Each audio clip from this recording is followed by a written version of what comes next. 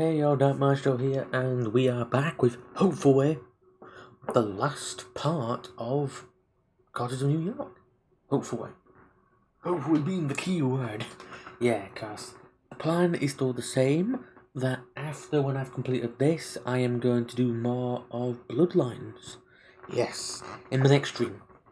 Cause I'm planning on doing like one day being like World of Darkness themed days, like Werewolf the Apocalypse, Earthblood, because I still got to do that game sometime. And there is going to be the Vampires the Masquerade Bloodlines, and eventually the Shadows of New York, which is the sequel to this. Yes, but as I say, I'm going to do Bloodlines next time I stream on a Wednesday or Thursday, depending, because as you may know, this week I ain't stream on Monday, because I had a pretty bad emotional breakdown. Like a really bad one. Yeah, it was not pleasant. Yeah. At least, nothing, not for me. Anyway, yeah. I have myself a quick drink. Get going in. Okay. You arrive at the Leech Pit, finding it less rowdy than last time. The bar is still packed, but the 10th floor is empty tonight. Doesn't look empty. Looks like a lot of people dancing there. Instead, the old crackling speakers are playing music that would probably sound like a noise even on high-end hardware.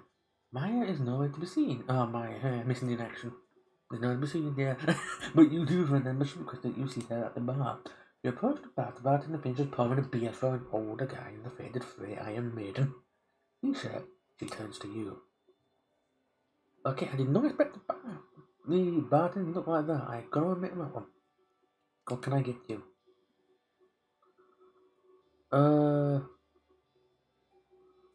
This one. I was told to ask about Maya at the bar.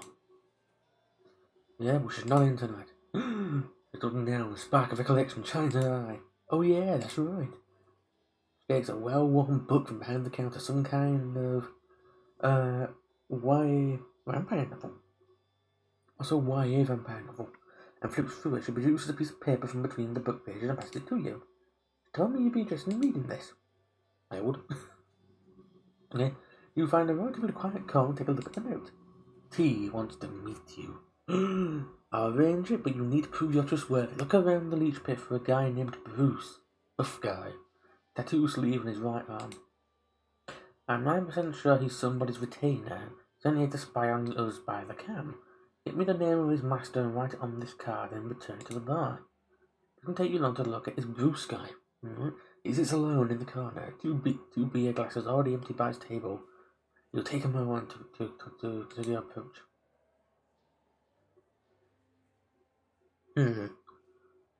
Rule number 1, get him drunk and talkative. Number 2, ask for his master's name up front. Number 3, feeding. I'm a barge patron. And number 4, presents.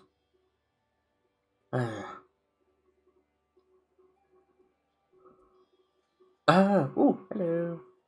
Number 1, the man immediately notices he doesn't move from his spot. The other seats are empty. Hey, do I know you? You look familiar. Oh, yeah. I think I saw you here before, right?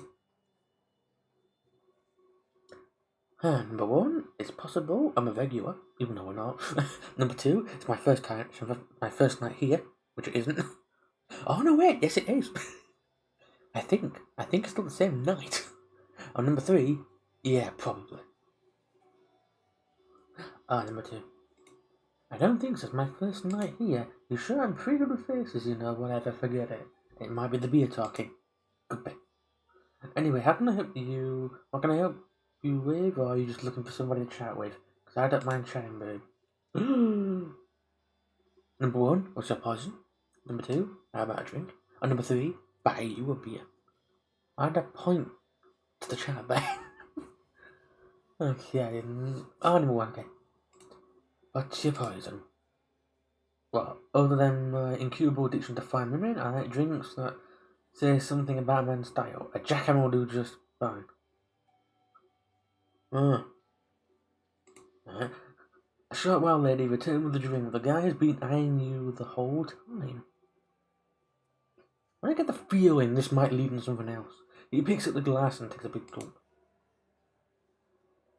Oh yeah, that hits the spot. It takes a second drink to really loosen him up and a third to make him somewhat more chatty. He doesn't really focus on himself and says he's mainly interested in you. Most of his questions are overtly sexual. He doesn't quite ask you for your favourite position, but the intent is there. Oh yeah, this is reminding me of something from a day or two back. At no point does he let slip that would point to him being somebody's ghoul. Though in fact, you're probably beginning to suspect he's not nearly as drunk as he acts. Well, that was nice, but I gotta go. Thanks for the drink. Hey, wait a minute, you haven't had anything to drink all this time. Oh, we got number 1, cut the bullshit. Number 2, no, and your master won't either. Or number 3, you had me entranced. I'm kind of leaning towards 3 because that might, yeah. Oh wow, yeah. See, you had me so entranced I barely thought how thirsty I was. That speaks on so many levels. yeah, I have that effect sometimes. Number 1, so do you have somebody? Number 2, why do you hang out here? Or number 3, can you introduce me to somebody? Oh, number 1. So, wait, before you go, do you have somebody? A guy like you must be taken, right? Well, yeah, there's woman who sometimes hires me, but it's pretty professional, even if she's pretty... Oh, I mean, nothing quite like you on it. Oh, good God. He is really trying. Why does he have the he-end facial hair? I just realised that. Oh, right. I'm not gonna get a number from this next line. Number 1, I'm gonna be jealous.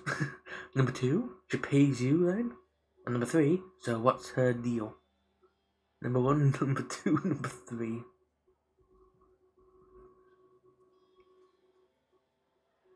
There we go. Stop those. Ow. Ow, I think I just cracked my knuckle. Ow. I either cracked it or moved it. Professional, nothing without innuendos left on post-it notes. See me in the office, signed, what's her name anyway? Samira, she's. The guy's casual demeanour changes almost immediately where there's no huge fumble. He turns pale and starts sweating. Listen, I really have to go. Catch you later, yeah? He leaves the bar in a hurry, looking back at you at the bar. The crowd, he's almost tripping over the chair next to the exit. Time to leave something for Maya. You borrow a pen from the bar and flip Maya's note to the other side. Samira. You put the name down on a piece of paper, hoping you got it right. I can't feel my foot. I got pins. Oh god. Yep, pins and needles. You heard it before, you think? Maybe the night at the Elysium when the Alex got executed. Yeah, that's it. It was the woman the prince talked about. She was pretty grim. He is hoping it was all worth it and won't come back to bite you in the ass. You pass the piece of paper to the bartender. She sticks it back in the same book. Hold on 1 second. She wanted me to pass something on to you. Okay. She produces a cell phone from behind the counter. It's ancient, it's 15 years out of date. Ah, it's a Nokia. Alright, and this. An old charger, a piece of junk in your hand. They really did think of everything. She said she'll be in touch. Good. That's good. Well, in that case, then, I shall take my brick, and I'll go out to the car, or the haven.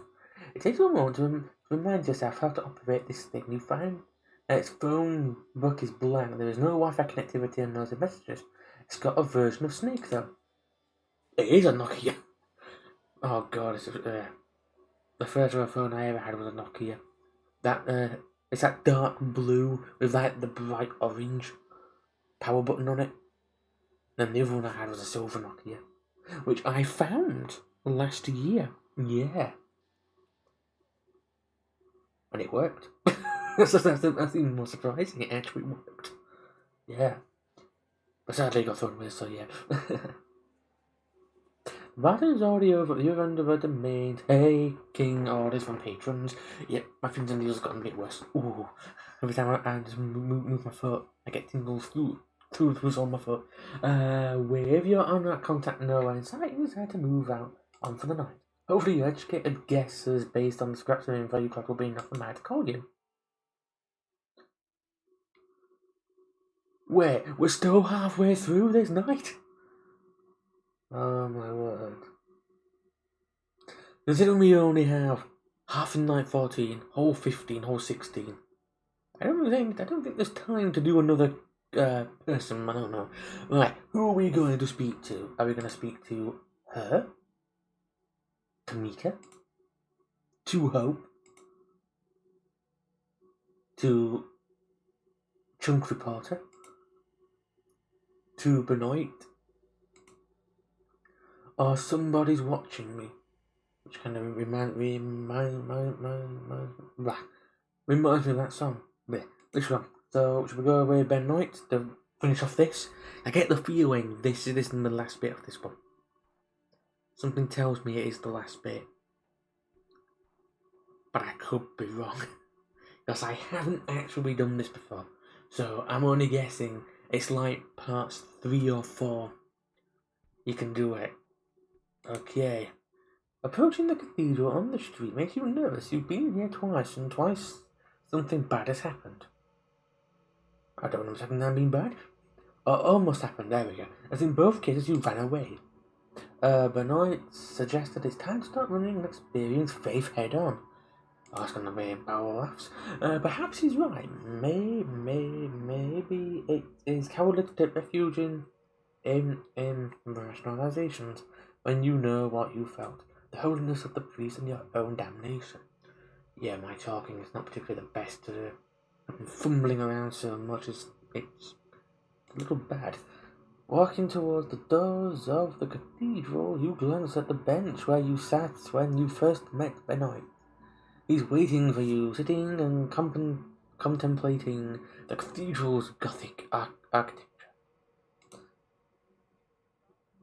Number 1, I wasn't sure I'd come, which I'm very questioned about. Number 2, are you sure we can meet here? And number 3, I just can't let these questions go. Number 2, are you sure we should be meeting here? Don't worry, I'm not going inside. I thought we were. Oh, bench, outside. But now it looks different than before. Intense, certain. You've had some time to think of what we spoke before.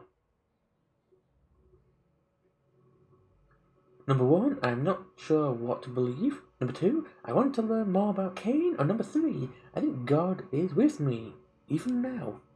Sizzling my bones. Which one?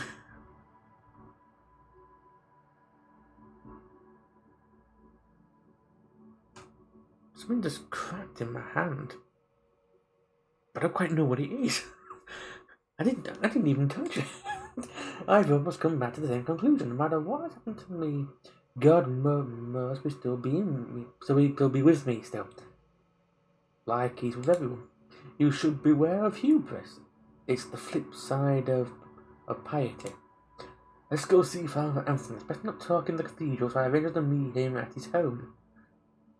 Wait, if he doesn't like going near the Father, why are you going onto his house? Okay. Number 1, this better be on level. Number 2, good idea. And number 3, I'm not coming with you. I'm only guessing 1 or 2. I get the feeling it's gonna be. I'm gonna guess it's gonna be 2.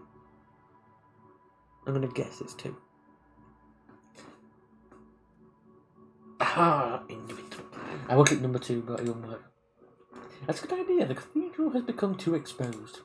That's what I thought. Some things are best done with privacy.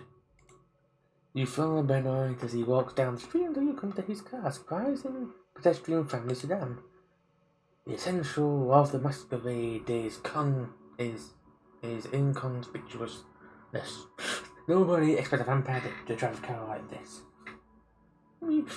You know, no, Benoit drives north towards Queens. Ooh, I didn't know. I'm near Queens. During the moments you feel almost anonymous. Another speck of dust in the vast machine where every action influences the whole in tiny ways. The one thing you learn about this about the kindred is that they are not lacking in self-regard. The prince of tomorrow's city is said to rule the domain, yet how much do they really affect mortal affairs? Yes, with vampire will say a lot. Perhaps that's what made Benoit turn inwards, the futility of finding meaning in a secret predatory existence. I have a niche in my ear. There we go. Benoit, stop. in front of a red brick row house, a little run down but probably not cheap. Bernard notes your interest. Father Anthony comes from an old New York family. He inherited the house, so when I first met him, I was suspicious, so I checked up on him. Despite the way he keeps putting you in these situations, King of Paranoia seems to come naturally to Bernard. Perhaps there's something you can learn from him. Number 1, he knows we're vampires, right? Number 2, does he know we're coming? And number 3, isn't this a masquerade brooch?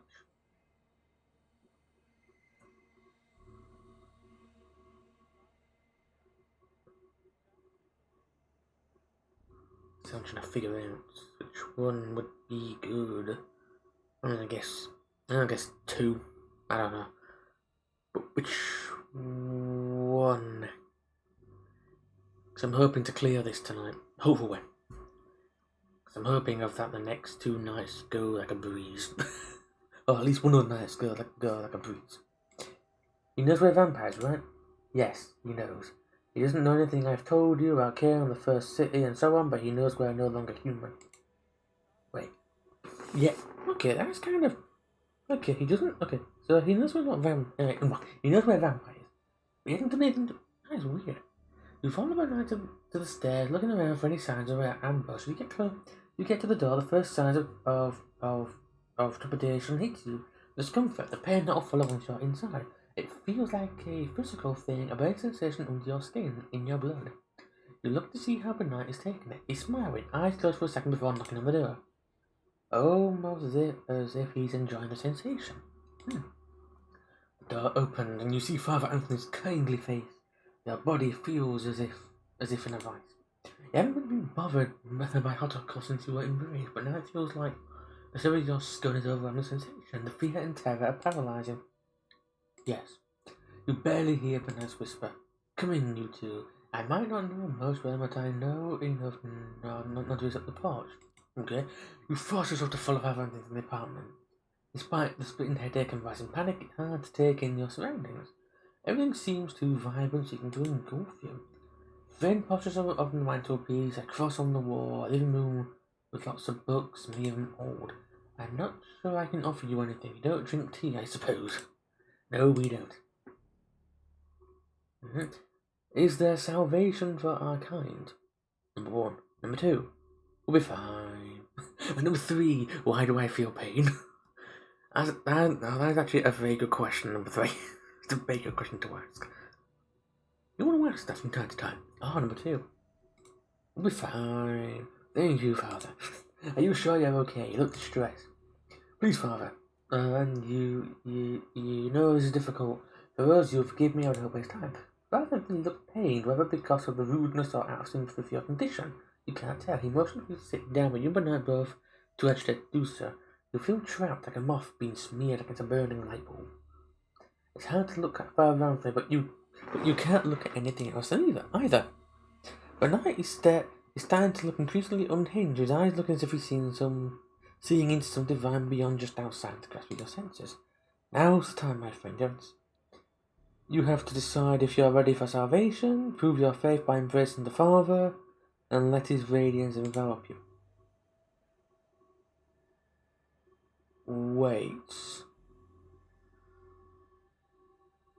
Wait. We have to hug him? Well, I didn't expect that. I will tell you that one. Number 1, please, Bernard. It hurts. Number 2, this is a mistake. I gotta go. Oh, I have to go. Number 3, yes, I'm ready. There could be another line to that, but I'm not saying it. Go on. Number 1, number 2, and number 3. Number 1. Please, Bernard. It hurts. You're damned. It's supposed to hurt. Just kneel me blessed. Oh God. As the burning pain racks your body, Bernard pushes you down to your knee. Oh God, this isn't helping the case. You don't resist, too consumed by the holy suffering inflicted onto you. Startled, Father Anthony takes a step back. Bernard, what are you doing? Father, it's time to be redeemed. For both of us. Bernard falls to his knees next to you, lifting his face in full embrace of the holy agony.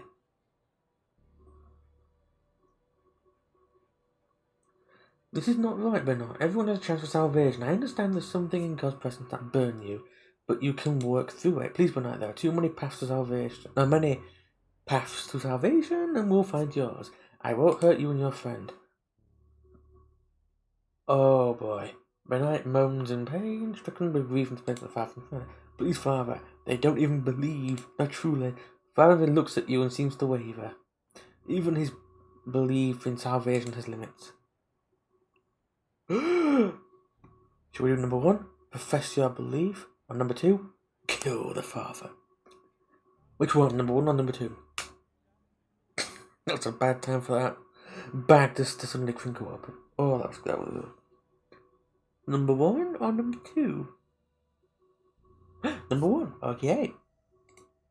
I believe, Father. I just need to find the way. Your response makes Father Anthony steal his resolve. He is a man of grace and he believes salvation extends to everyone, even vampires. Benight, your weakness blinds you. Sometimes a martyr succumbs to a special kind of vanity, where they imagine their pain is holiness. Yet our goal must always be to help our fellow man find the right path. Benight is still kneeling. He looks at Father Anthony in confusion and surprise. Please, Father, forgive me. I don't know. Shush, Benight. We have time to talk. Meanwhile, I think it's better for your friend to leave. I cannot claim to understand the effects I seem to have on your kind, but I'm not convinced it's solitary. Father Anthony looks at you kindly. Go. I hope we can talk again sometime. There is hope for everyone, even you. You're weeping, tears of blood staining your cheeks, staggering and stumbling, you retreat to the door. It doesn't between you and the Father, it's already making it hurt less. You hear Benight whispered confession behind you as you escape the night. You're safe, but for the implication of your feelings a trouble way. What does this mean, whether practically or spiritually? Does it feel like you have to think about this for a long time? You're free to return to your haven. There is a distinct temptation to keep the events of the night to yourself, yet these events cannot be good for the masquerade. Number 1, keep the events of the night to yourself. Or number 2, go and tell Sophie. Number 1 or number 2? Oh, number 1. Okay. Sometimes the right choice do nothing at all. You walk back to your haven, alone as usual, among the people who crowd the New York street almost every night. Holiness hurts, the inescapable conclusion of what has happened. I have to say what words like salvation and damn mean in modern nights. But the way you felt in Father Anthony's presence is an unavoidable fact. Father Anthony's faith is the key. You could walk into the church and fondle across to your heart's content. None of that means anything. You're only in the presence of living faith in that holiness becomes manifest. Perhaps one day you'll... Yes, we've completed it. We've completed the Benight missions quest line. Perhaps one day you'll have the courage to go back to him. Yes! And it's time to rest. Alright. This is it. This is the second to last night. A piece of paper is sticking out of your mailbox. It's a computer printout, a note and a screenshot of Google Maps. It reads, meet me at the indicated spot tomorrow at 10 p.m. I'll pick you up and we'll take it from there. No signature.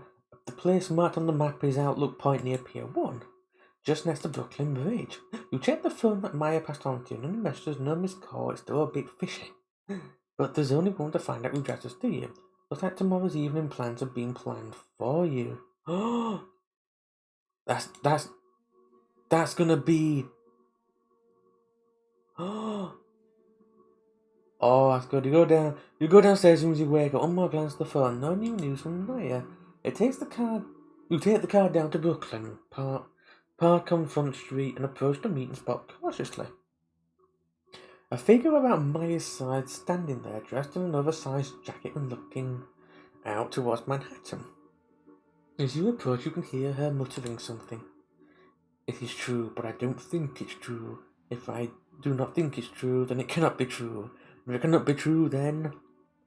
Number 1, is that you, Maya? Number 2, are you the one who left the note? Or number 3, I'm supposed to be meeting someone here. Number 1, number 2, number 3.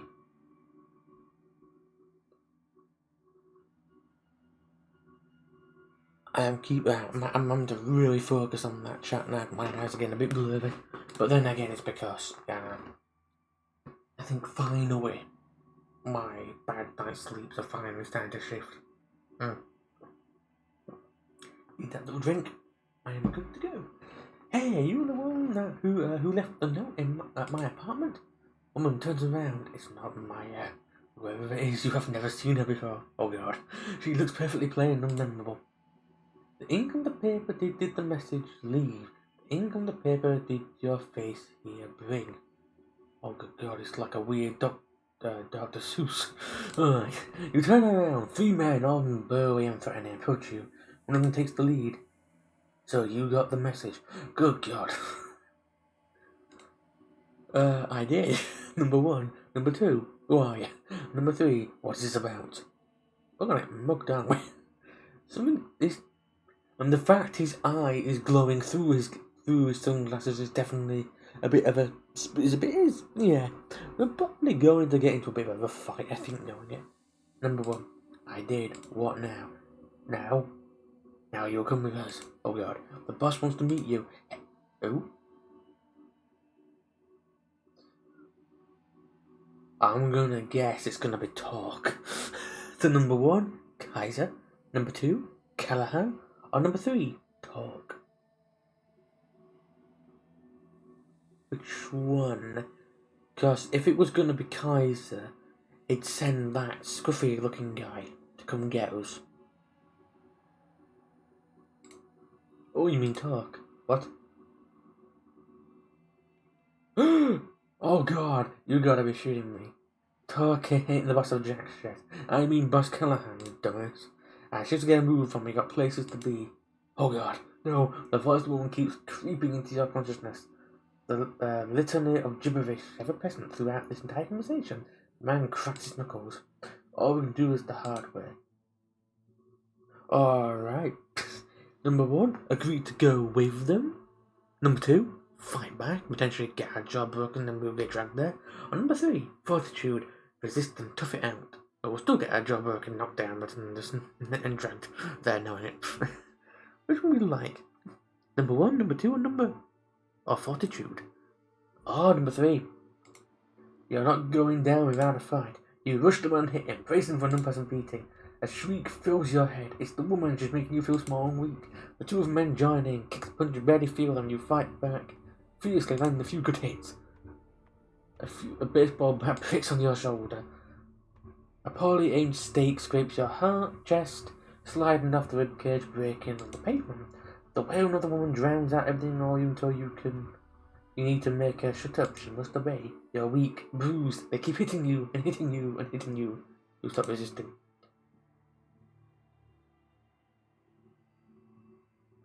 I kinda guessed that. Finally tenderized. Good. Be nice now. Stupid bitch. Load her onto the boat, boys. They drag you along. You want to resist, but they've got you right where they want you. It'll take a while for your blood to give you back the strength to fight.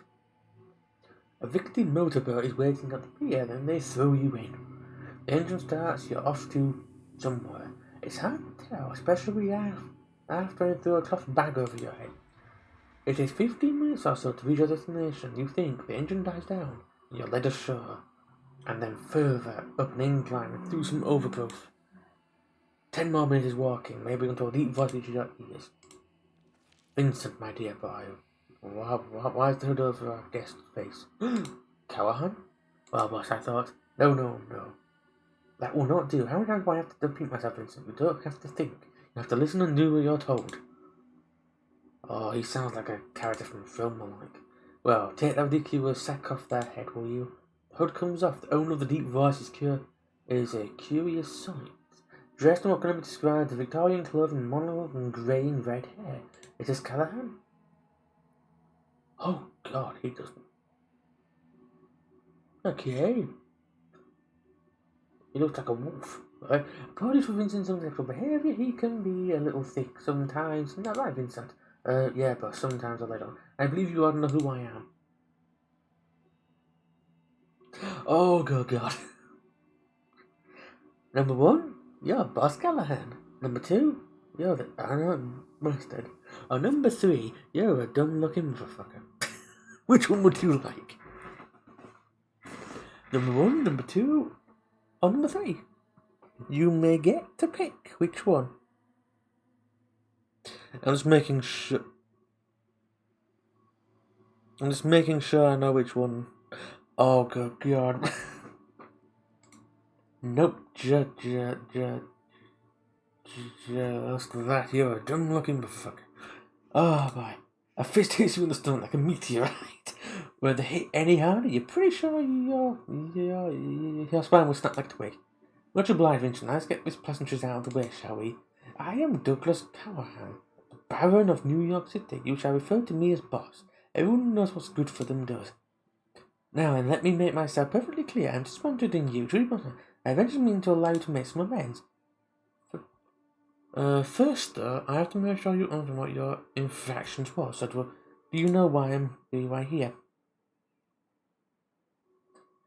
Number one, I feel like you're dying to tell me. Number two, because I work for Sophie Langley. And number three, because I wanted to meet with Talk.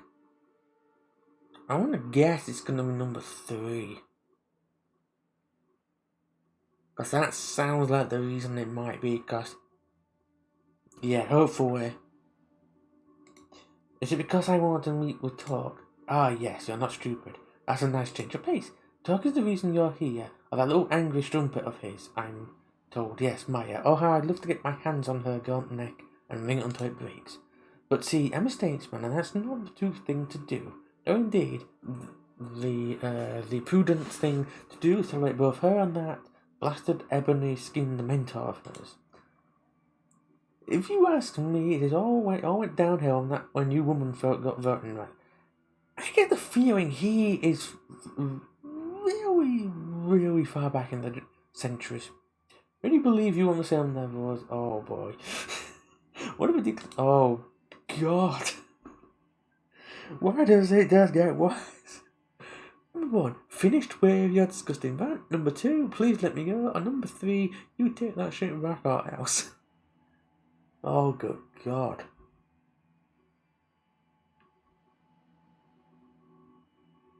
I do love the fact of that World of Darkness are not afraid to sort of go into some controversial, like, subject areas. I must admit that it's actually kind of good they do that. Boy, is it hard to read it out. Which one? Number one, number two, number three? And I'm watching the chat. Number one. Finished with discussing rant. Oh, Fledgling, you have no idea who you're messing with. He looks at you with rage in his eyes, and you feel insignificant and vulnerable. An irrational fear takes over you. You cannot speak up against the man again. You just can't. He's too terrifying. Now that I have your full attention, I will request something from you, and you will obey me to the letter. But that comes later. First, you will answer a few questions. The first is, who pointed you to Maya? Oh, boy. Number one, Sophie made me do it. Or number two, nobody, it was my idea. So shall we squeal, or shall we hold our tongue? It's number one or number two? Because we've done so well so far. We've nearly reached the end of the game, and I really don't want to have a final death. Nobody, it was my idea. Oh really? What was your intention behind the meeting? Number one, I needed Maya's help. Or number two, I wanted to contact Talk. So which one should we do? Number one or number two? Number one or number two? My phone's plugged in. I don't want to risk moving in the phone. Oh, it's fully charged. Number two. Okay, I'm just taking the phone off charge. It's fully charged now, you see. I wanted to contact her. I had to go through Maya. Ah, yes, the so-called veteran loves to use petite girls to hide behind, I heard. That would check out. Why? What did you end up discussing?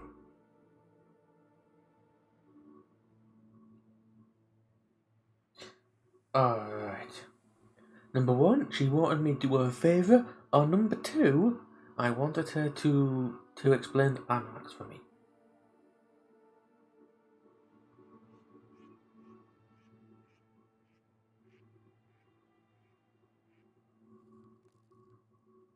Oh, number 2. There we go.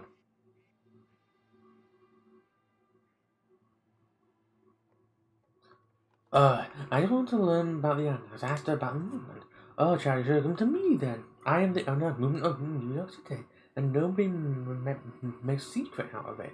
You bet on the wrong horse, and I'm sure you'll sit and learn. Oh God, yeah, it looks like he's gonna be pretty violent.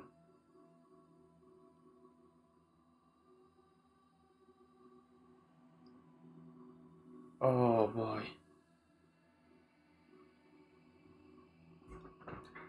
This is gonna be rough. So that wasn't hard now, was it? Of course, I can't be sure how much what you told me was true, and how much of it is worth as much as yesterday's night's horse shit. But I'll find out. I always do. When I do, we'll have another one of these nice talks, and then just remember you'll avoid this upcoming unpleasant episode next time. He gives Vince a sign, and the burning man starts hitting you all over. You feel teeth, ribs, and fingers break. Your foot is mangled under Vincent's boot, your shoulder disappeared, and your nose wrecked. As for Vincent, leave them be. He snaps his fingers in front of your face a few times, checks if you can focus on his face. You can, but barely. I am on a principle. Another night I will perhaps put you in a casket, dip it into concrete, and dump it into the Hudson. A favourite of mine during the Roaring Twenties. It's been a while. But like I mentioned before, I am nothing but prudence. So the interest of the city's kindred must come before my own needs and wants. I will therefore let you continue your existence. Then what I require in return for this boon. You are forbidden to meet talk. I'll keep an eye on him. If you want you want a place with the anarch, you go through me and only me. Alright? You have to understand what I made my associates do to you tonight was just business. We can still work out a mutual beneficial relationship. In fact, it's either that or your final death. Uh-oh. Time to go, Vincent. Take the boat back. Leave Legend here. I think they'll have a lot to think about. Sure thing, boss. Pleasure making your acquaintance. Callahan walks away, as does Vince, and his band of thugs. You lie on the ground for a while longer, feeling the blood slowly pulling your body back together. Your hunger grows. Uh-oh. You can hear the beast calling for sustenance, for safety, for revenge. A distant but pronounced desire. It's not until you mend yourself enough to appear more as a mugging victim than a purple mangled walking cadaver you hear a passing taxi and head back to your haven.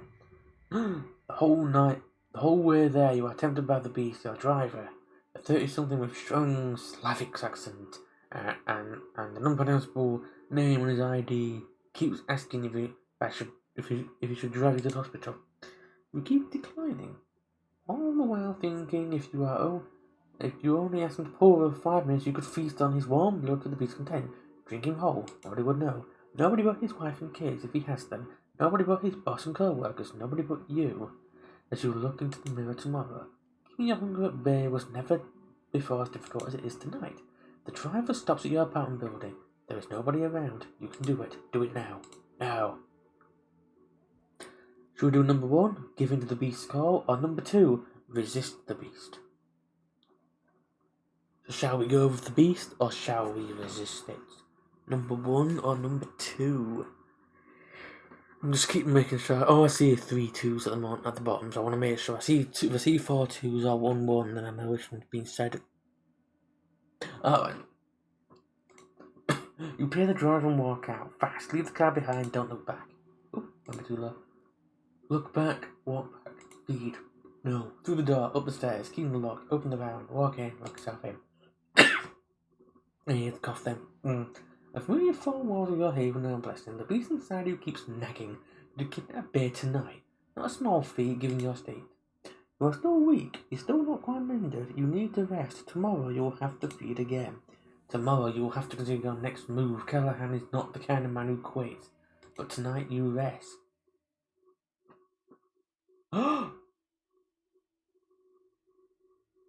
Hang on.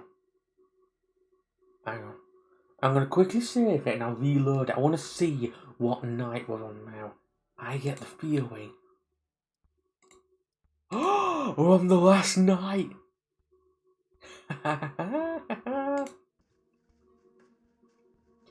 So I've seen it's 16 nights. It's 16 nights, is this. So this should be the final night. I hope. Waking up tonight feels different for 2 reasons. For one, you're pleasant surprised your body minded reasonably well as you were rested. It comes with the caveats, though. The hunger you feel is pronounced. The beast is like a black dog on the edge of your vision, following you. It's the beast of darkness. But what is truly remarkable is we're picking the tunes of the old Southern winter. An unknown number is called on the phone you got from Maya. You pick it up. Keep that old thing charged after all, huh? You alright? Number 1. Yeah. Number 2. Cut to the chase. On number 3. I feel like shit. I think... How much is left of this? Alright. I think either this weekend or next week, depending when my dad's back decides to fix itself, I am going to be doing some dice mold for the masquerade dice. I get the feeling I've messed up with it. I've messed up with them somehow because of the mold I used, but now when I have to make the molds, I can recreate it. So I will probably do that, and it should be a lot better. Yeah, because I know how to position them. Make them all blank on top. Okay, number 3. No, actually, I feel like shit. Look, that's too bad, but I don't really care. I'm just being polite. I'm calling with good news. Talkers agreed to meet with you. There is a pub in the Bronx. Solids and Stripes. Be there tonight. 2 things. No drinking on premises. If you want to grab a snack, do it before setting foot in the borough. And this is an exclusive no powers meeting. We're in shoulders with commoners the whole evening. And also, we don't trust you. So keep it casual or you'll blow it. Anything you'd like to add? Should we do number 1? Callahan forbade me from meeting talk. On number 2, we should expect company. On number 3, will you protect me from Callahan? Oh, number 1. Yeah, I met Callahan last night. He kicked my ass and forbade me from meeting talk. I'm not sure I should be there tonight. Silence on the line. Fuck. More silence. I can't promise you any protection on your way there or back, but at the pub you'll be in talk's domain. For all his posture, Callahan doesn't have the balls to try to talk directly. We'll post additional lookouts on watch for the best. That's the best I can do. If Callahan gets under your skin, I get it. I was in that spot once or twice too. All I'm gonna say is the risk is worth it. If you don't show up tonight, I won't blame you, but remember this is a one-time offer only. You gotta hedge your bets. Just don't do anything stupid. You meet with us tonight, it better be in good faith. I have to remember this way of talking, you know, and I have to story tell our masquerade sessions, you know. I'm gonna do all this. She ends the call. Aww. I want to hear more. Alright, first thing first, you take the subway to New York. No, not New York. Well, we are in New York. York Street Station. Walk the front street, retrieve your car, and weigh your options while driving back to your haven. Number 1, go to the meeting directly. Number 2, drive around before going to the meeting. Number 3, tell server you can't make good talk. Or number 4, feed from someone. Oh, feed from someone. That's a very good choice. What vintage would you like? The 74 or something like that, you know? You've been doing this for a good few nights, so getting a feel for it. You're learning what kind of predator you are and what kinds of blood you crave. Yes. That could be a lead up to many things. You're so caught up in yesterday's problems and in this cloak and daggers debacle you are now a part of, that the hunt feels almost automatic and casual tonight. A friend of you surrenders control. Just minutes after you find your victim, coax them and drink from them, you find you've forgotten their face and how they were dressed. That's a bad memory. That's short-term memory loss is that. I think that baseball bat to our head actually did that, you know. It only hits you once, so you look at yourself in the car rearview mirror. Which is wrong. You can't had this become the norm. You hurt somebody, a human being. You're a monster. You're a vampire. Get over yourself. You need to stay mindful of this. You're a monster. But unless you let yourself off the hook, you can hold on to your humanity and not let yourself slide down the spiral. I don't know, spiral slides are kind of fun. You know, instead of clearing your mind, it's clouded it further, and you are still no closer to a decision. Right, time for the biggie. Number 1, tell Sophie you can't make me talk. And number 2, drive around before going to the meeting. Or number 3, go directly to the meeting. We're going to have the meeting. If we get thrown into the river, dangerous or not, you have to make the trip to the Bronx and meet with Talk. No details. Best just get it over with. We are gonna die tonight. That's literally what's going through my mind. We're going to die tonight. Our final death. Oh no, we're actually a bit worse than that, isn't it? No, because we'll be stuck in a concrete wooden overcoat, literally with the beast going rampant. Good God! You take some basic precautions into Talk's turf. You park a few streets over from where the pub is and walk towards it whilst keeping an eye out for anyone suspicious. That looks good. That kindred, for the most part, looks no different than regular people. Makes things complicated, of course, if you're being followed or watched. It's going to be hard to tell. You reach the pub, shot a final glance around, there's no suspicious around as far as you can see, and open the door. That's why ghouls are really fun, are good in this. The smell of cigarettes is overwhelming. The whole place has an aura about it. A constant fog of hanging right under the ceiling. The lethargic fans does nothing to burst it. Sounds like a British pub, doesn't it?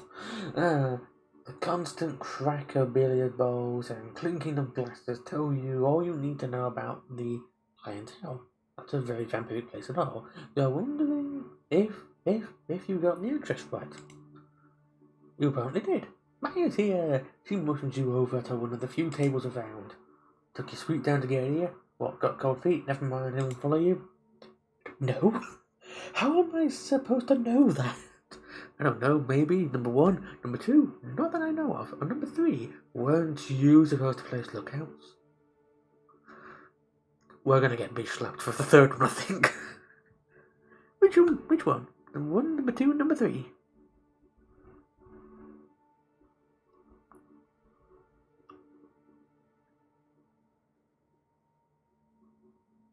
Number 1, number 2, number 3? My little thing went funny. My little finger knuckle just moved a little bit oddly. I purple. That felt weird. Which one? Number 1, number 2, and number 3? Thank you. I had a bit of a cough then again. Uh-oh. My nose feels a bit bummed. And my throat feels a bit funny. I think I've caught the COVID again, I don't know. It's either COVID or a cold, I can't quite tell. But I don't know, which means tomorrow I have to start that drink. Yeah, the tea again. Not that I know of. Fair enough. You're supposed to have more lookouts to make sure I'm safe. Before I introduce you, there's some outstanding business to discuss. I appreciate the help with getting the name out of Bruce, but it's going to be a tough nut to crack. His master, she's one of the lawmen. Times were, the sooner line with us than the can. Anyway, this isn't a night of history lesson. Talk's been waiting for you. He's been impressed by your work so far. It's your chance to shine. Don't blow it. Okay?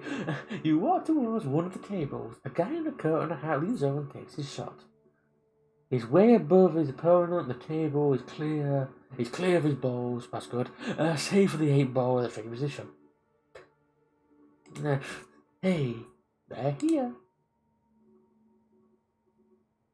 He looks like Danny Don Jules with dreadlocks.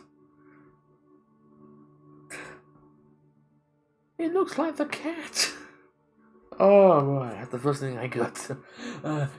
Be with you in just a moment. The hit is fast, precise, and sends the black ball exactly where the player wanted it. His opponent lets out for straight aside. That's it, I believe that's $150 American, Joey. You want to pay up now or the stakes again? The disgruntled man accepts his defeat and pays up, then declares he's going to have another beer. So the victor goes the spoils. Thank you kindly. He turns his full attention to you. The man is good looking, if somewhat gaunt and intense. His eyes especially seem to pierce right through to your core, but not in an unpleasant way. Names talk. Ah, your talk. I believe you're Amanda, Sophie Lang's new plaything, is that right?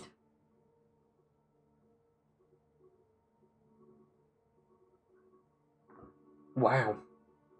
I don't know. Number one, that's right. Number two, how does everyone know about this? Or number three, plaything? No. Which one? Number one, number two, number three. Number one. Okay, number one. That's right. Yeah, Maya told me as much. Forgive my being real with you off the bat, but I'd like to know who it is I'm dealing with. So here's another thing I've been scratching my head about. If you're of language cam through and through, I'm told, what is it you've come to accomplish here tonight? Oh, number one, Sophie wants me to meet with you. Number two, I'm here to spy Callahan. This might be our last night, so, I hope the ending isn't that we get killed. Oh, I really hope it's not that. Oh, I kind of want Amanda to survive. Sophie Lang wants me to meet with you. Don't ask why, she didn't tell me. She just said it has something to do with gathering allies against Boss Callahan. I'm here to arrange that meeting. The fuck? I don't know, I don't know nothing about this. They lied to me. My frustration looked at poor Q and at you as if she was figuring out the best combination of the two. It's fine, I appreciate the honesty, even though you weren't straight way my second in command, that I don't appreciate. Well, ain't that an interesting proposition? You can't be seriously thinking about meeting with Langfish, who's hardline calm. It's a trap. It must be. It just might be. It just might. He looks at you, piercing you with his unnatural keen eyes. I'm looking at the chat now when I did that. He's about to say something when the door opens at the back of the room. Oh, hey, you got a guest there in the back. Maya, won't you be a day and keep our new friend company? I'll see what the promotion is. Sure thing. Talk tips his hat to you and walks to the back, joining the man who called for him. Maya, Glowers, are you? What's Glower? This time weighing on the pool balls in her hand. But are the facts of... Oh, phew. She looks like she's half a mind to chuck it at your face. You gotta be quiet with yourself, bluffing your way in here.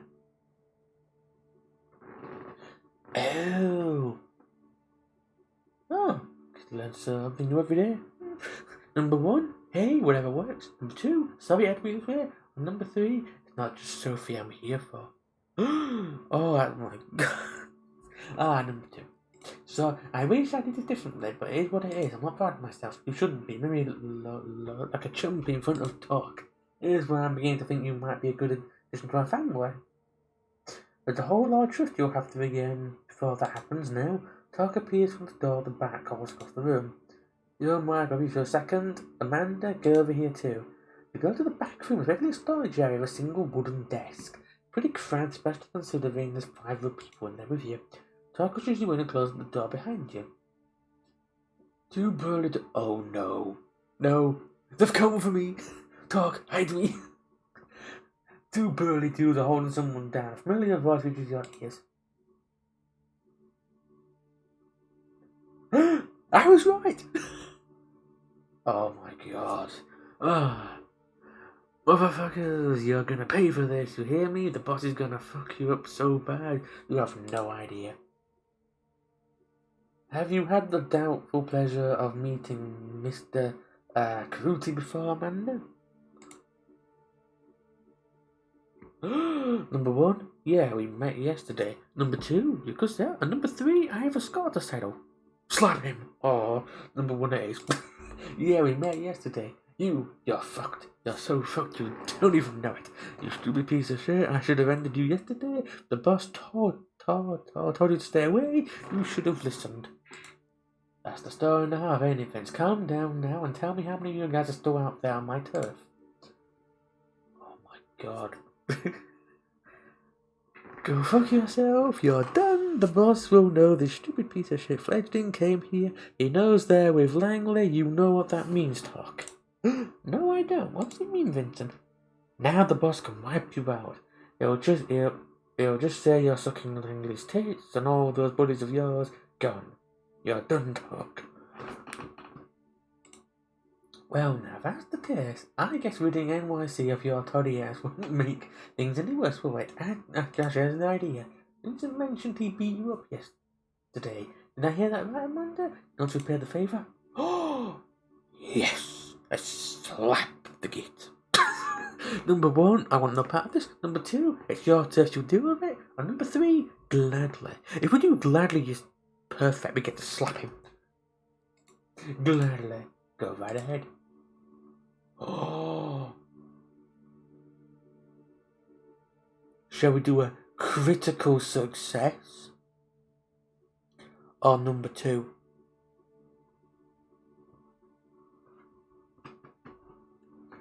Shall we do a crit success? Alright then.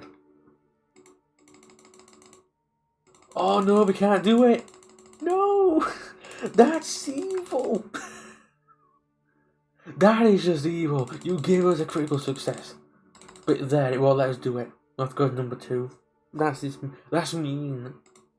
You hit Vince once, twice. It's chuckling in the beginning before you focus your blood.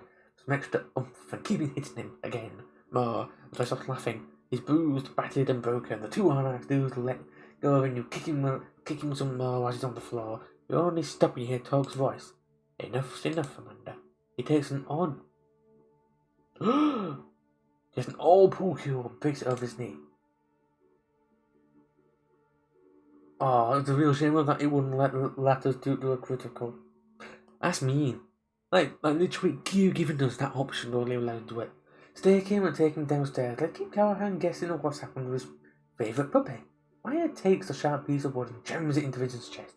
His features grow slack, his entire body inert. He doesn't even give a yelp. The other 2 analysts take him out of the room. As instant as that was, I think Vince, in his unmatched wisdom, shed more than Callahan would hope for. This changes things. Ever heard about Operation Lights Out, Amanda? It was a second Inquisition effort here in NYC. A single night of rays at a magnitude never seen before or since. The Ivory Tower got away with a few losses here and there. No many players were hit. They managed to find safe spots and stay out of the eyes of the shitstorm. As though we got hit hard. All over town, havens were rooted out, entire coteries and safe houses gone. Just like that, nobody's like, come in, I barely got out in one piece. I looks him with concern, puts a hand over his arm. He shrugs it off, gently but surely. Others, like my child, Bob, or my sire, extinguished. But you know who got out without a scratch? Callahan.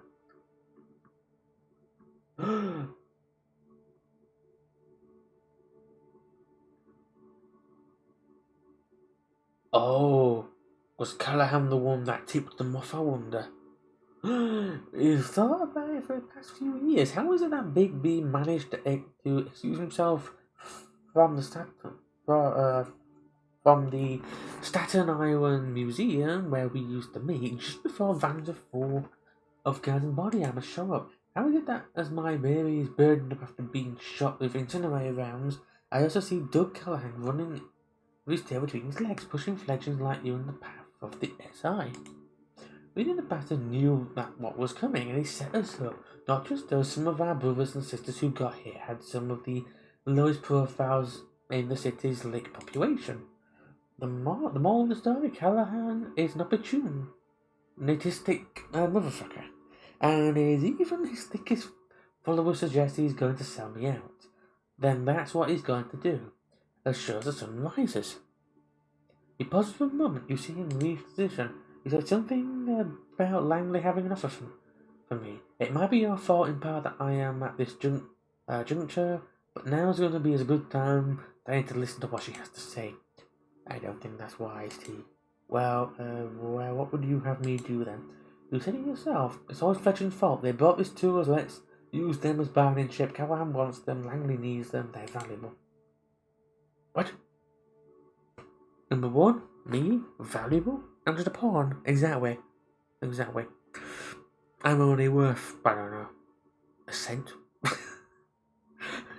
Not that much. Number two, I'm sorry, but don't sell me out. And number three, what the fuck, Maya? Oh, number one. No, you're right. I'm just a pawn. That's why Sophie sent me here. Plausible deniability and all that. Respectable. The realization we just summarise the entirety of the last 2 weeks or so hit you hard. But if there was a moment to be honest with yourself, it's now. Fuck. The man puts his hand on my shoulder. She calms down a bit. We're afraid, Amanda. But then what else is new? It's a paradox. Being who we are, the hunt one night, the hunt another. Masters of the night, slaves to dawn, a duality of everything. You never drink. Right. There we go. Maya, I understand your concern, but I need you to trust me like you did before. This is my call and my responsibility. You can give me shit about it later, like I'm sure you will. Count on it. He smiles and takes a no bullshit look and points to you. 3 conditions. First, you come pick me up personally and bring me to the meeting spot. Anything goes sideways, it's your ass, okay? Second, Maya's coming with me. No 2 ways about it. 8 eyeballs in the meeting, 2 of you, 2 of us, nothing else. Oh, nobody else. And 3, the meeting is in public, downtown. Some spot frequented by mortals. We'll see you take us anywhere fishy. We check out and fuck you up as a message landlord. I'm counting not coming to that though. You seem likable enough. The cam hasn't gotten its talons in you yet. Keep it up and we'll come to the same conclusion we did in your own time. Number 1, I'll repeat the conditions to Sophie. Number 2, I doubt it. It's dangerous being unarmed. Or number 3, I'll wait and see.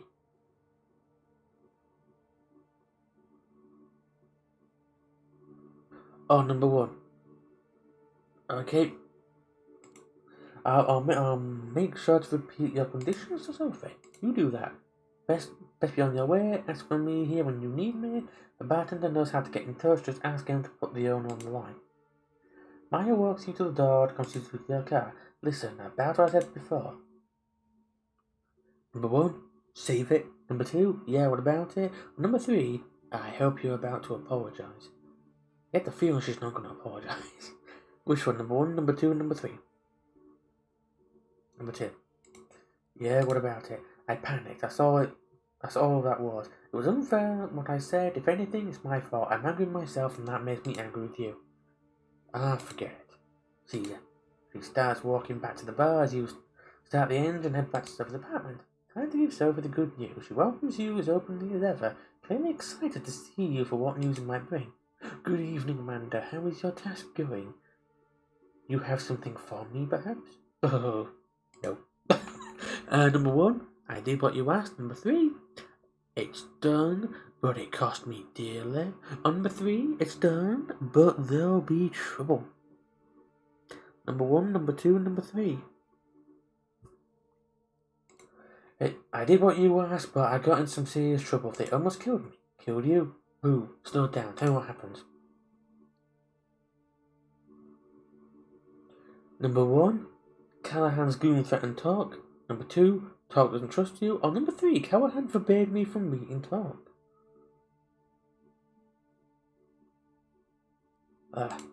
Boss Callahan's goon grabbed me yesterday and forced me to meet with him. It was very clear that I cannot be seen talking to Talk or he'll have me killed. I went and did it anyway. I appreciate your dedication. I really do. I'm sorry if you got hurt. Thank you for following through. Well, let's hear it. What did Talk agree? You relied on our leader's conditions. You had to pick him and Maya up. The meeting should only include 4 of you, and it should be on a public space. Those are all fair enough, though I do worry about that Maya character. Tell me, do you think she's trustworthy? Number 1, Talk trust her. Number 2, she's fine for an anarch. And number 3, she tried to sell me out. And again, she spoke out from panic. So which one shall we do? Number 1, number 2, or number 3? I'll keep a check on the chat. I see 2 3s at the moment. So which one? Number 1, number 2, number 3. Just so I know. Number 3. Okay. She tried to convince Todd to sell me out to Callahan, so I don't trust her. Is that so? Well, if that's the case, I suggest you keep a close eye on her during the meeting. I'd negotiate to cut her out entirely, but we're on a tight schedule. As for the place, I wonder if there'll be a meeting in Hudson Yards. The vessel. Plenty of tourists visit that place, but if we go there after midnight, seems to have made her mind up. Yes, bring them there tomorrow night. Look for me near the top level. Tomorrow? So soon? Number 2, will they agree meeting in the city? Or number 3, what will you discuss with him? Oh, number 3. Yeah, I saw 3 threes last time. Alright. Or simple, you can't tell them that or something. You'll be there to find out. Pick them up. Wait, this is the last bit of the game, isn't it? Is this the last bit of the venture line? I get the feeling it's building up to it.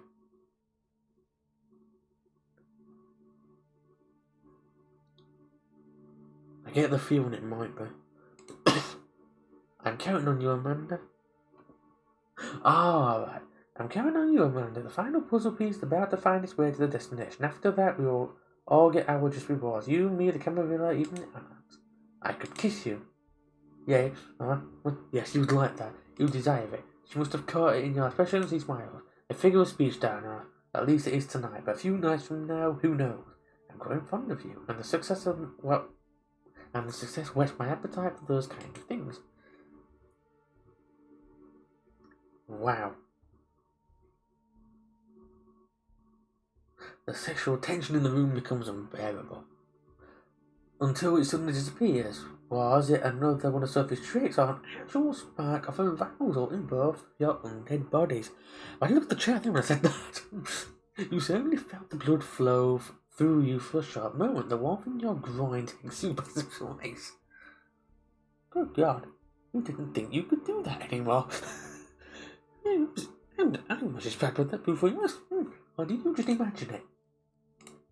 Use the rest of the night well, Amanda, and rest. We are but a day's sleep away from shaking the city awake. Oh god damn, we have to do something else now. Well, we get. Oh. Which one do we want to do? Which one are we going to do? Because there's no time to do any more of the starting off any of the other companions. Do you want to do the reporter chunk? Tamika. Okay, there we are. Come along, Tamika. Immediately after you enter the park, you can tell that something is wrong. An odd silence hangs in the air, like the sirens from choking victims. Hang on. Oh, this might be the final bit for her, actually. Don't you want to find Tamika? You see her in the distance, leaning against a tree. As you make your way towards her, she puts her finger to her lips. Only then do you notice blood dripping from her side. You pick her up, letting her lean to you. She looks at you, her eyes widen with wild and fear and rage. They're here! The Inquisition! They found us! Raoul, we drew him away. Save my ass. He's still out there. We need to go. We need to help him. Number 1, you sure you're up to it? Number 2, you're in no shape to fight. Or number 3, let's get the hell out of here. Which one would you like to do? Number 2, you're bleeding out, you're in no shape to mount a rescue. Screw you. A jolt of pain makes her almost bend herself. I'm going. Number 1, you're barely standing. Or number 2, if you say so, throw it to the ground. Number 1 or number 2? My left ear is really going funny.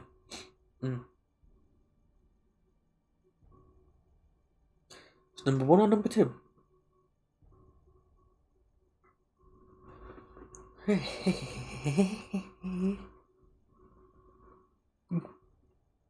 I had to yawn then. Which one, number 1 or number 2? Ah, number 1. Okay. You're barely standing. I won't let you get yourself killed. I'm going. You want to stop me? You might as well kill me now. Through sheer force of push, you managed to straighten herself up. Let's fucking do this. You head deeper into the park. Soon you stumble upon a set of innocuous barriers. Service vehicles, black and yellow, caution tape, men at work suits. They keep the villains out of certain areas. It's not at all difficult for a creature of the night to avoid these. You almost think that their presence here is accidental. Once you spot black vans deep within, you get a burning feeling. Tamika grabs your shoulder and squeezes hard. Hold up there. You have squint to see it. 2 SI scouts have taken tactical position between the trees. There's no way in hell you'd have noticed them or hid in time if you hadn't alerted you. Body armor, camo, night vision goggles, rifles, semi-automatic shotguns, some equipment you can't even name. These guys mean business. There's no time. She's gonna get ready to pounce on them. Consequences be damned, you need to think about it fast. Right. Number 1, take one out, let the other leave and the other to Tamika. Number 2, draw their attention away.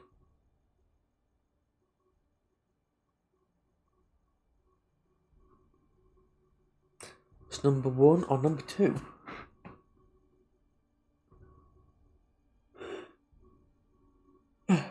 There we go. No, I think my sleep pattern's finally starting to return a bit, you know. But I am ready. Number 1 or number 2?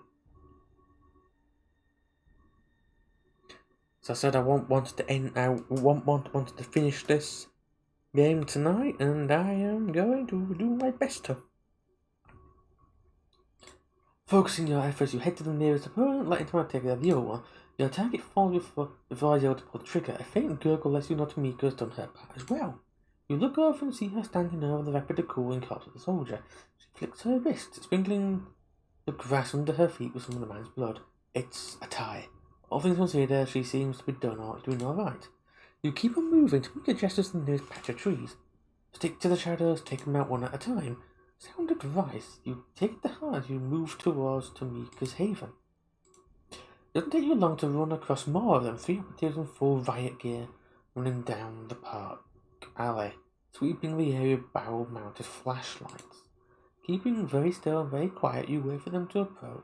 Tamika watches you from the bushes nearby. Clear your way and follow your lead.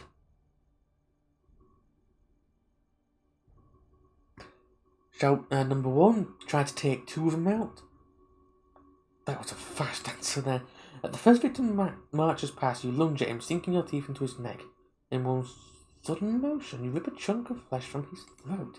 Quickly before the other 2 react, you run at them, full speed. Despite to take the first one out, Tamika pounces to the side, taking him out in an instant. As soon as she lands, she springs back towards the other one. A single slash of her claws is all it takes. Man's body falls to the ground. After a second or 2, his head follows. You raise an eyebrow at Tamika. She hints back to the group with a roguish grin. 2-1. No time to savour your victory. The savage yell rings out from across the tree line. You know that voice. Rowl!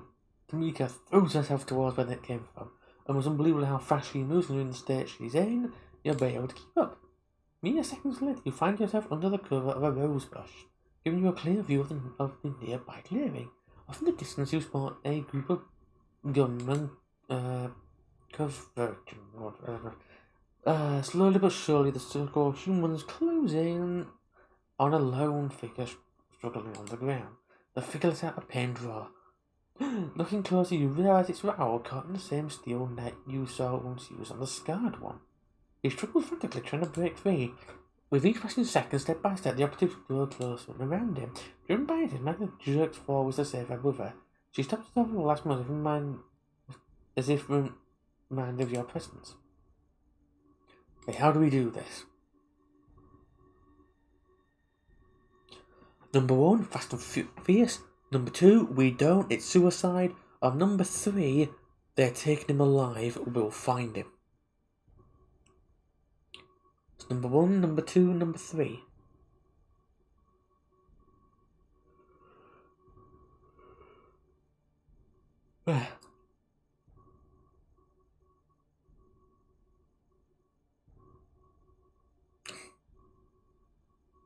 So which one?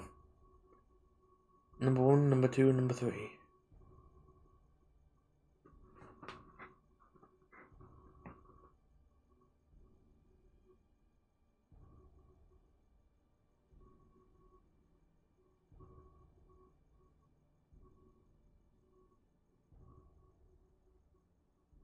So number 1, number 2, number 3. It's the choices you get. Ow. I just got myself then. A bit, bit my fingernail stabbed me a bit. Oh, number 3. Okay. They're taking him alive. We'll find him, we'll get him out, but now we stand a chance. No, too late. The scarred one. She chokes up, swallowing the pain. You saw what they did. Number 1, Rao is a big boy. He can take it. Oh, that was the wrong choice of words. And number 2, fine, let's do this. Stay behind me. Wow. Fine, just let me take the lead, don't take chances. She nods right as if she'd listen. You're moving like a 2-person SWAT team, yes. Stay low to the ground before you finally make your first move. The first 2 hunters meet their death. Unfortunately enough for the others to notice your presence, much to their surprise. 2 men turn towards you, their fingers already on the trigger. Another 2 approach you, stabbing at the air with their cattle prods. Number 1, attack the gunman, or number 2, attack the close combat hunters.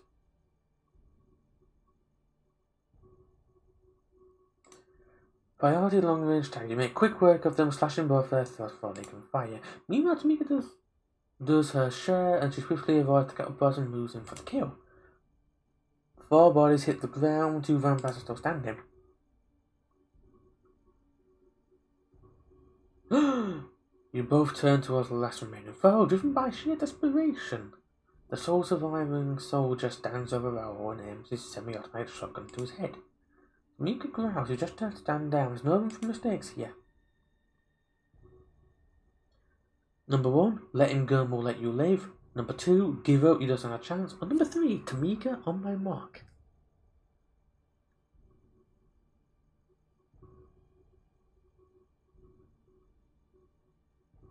Oh, number 3, okay. A feeling whisper scares you all of some basic way into Tamika's ear. On my mark, be ready. With a shaking hand, the gunman looks at you and Tamika won't remain closer. Smells it for sure. He's fucking knows it. You bide your time, wait for the right moment to signal for Tamika. Finally see an opening. There's a second of hesitation. Before you can make your move, Raoul springs up and grabs the man's gun. The struggling newcomer lunge for the gunman.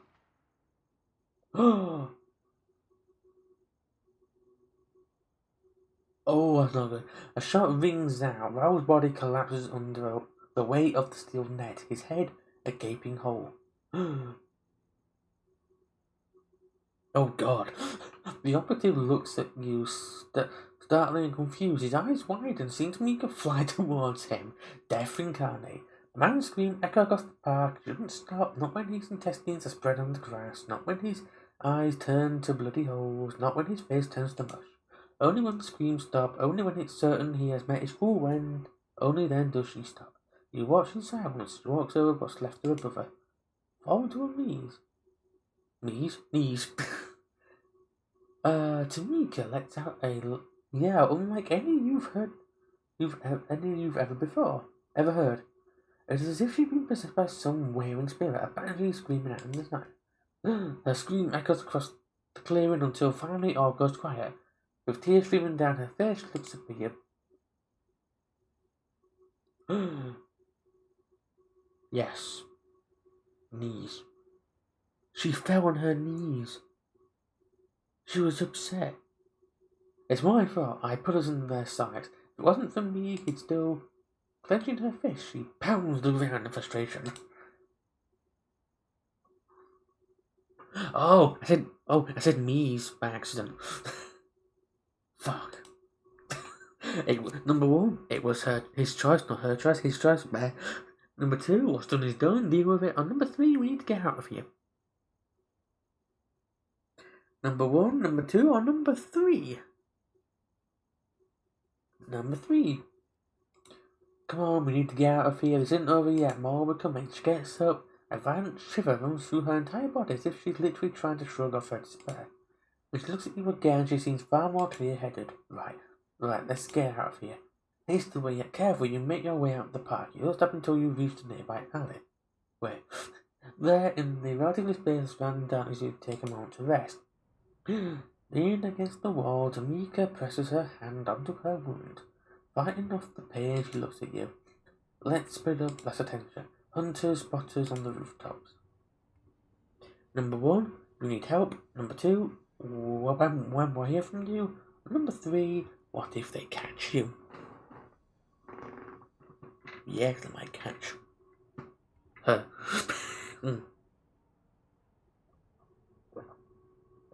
I need that drink.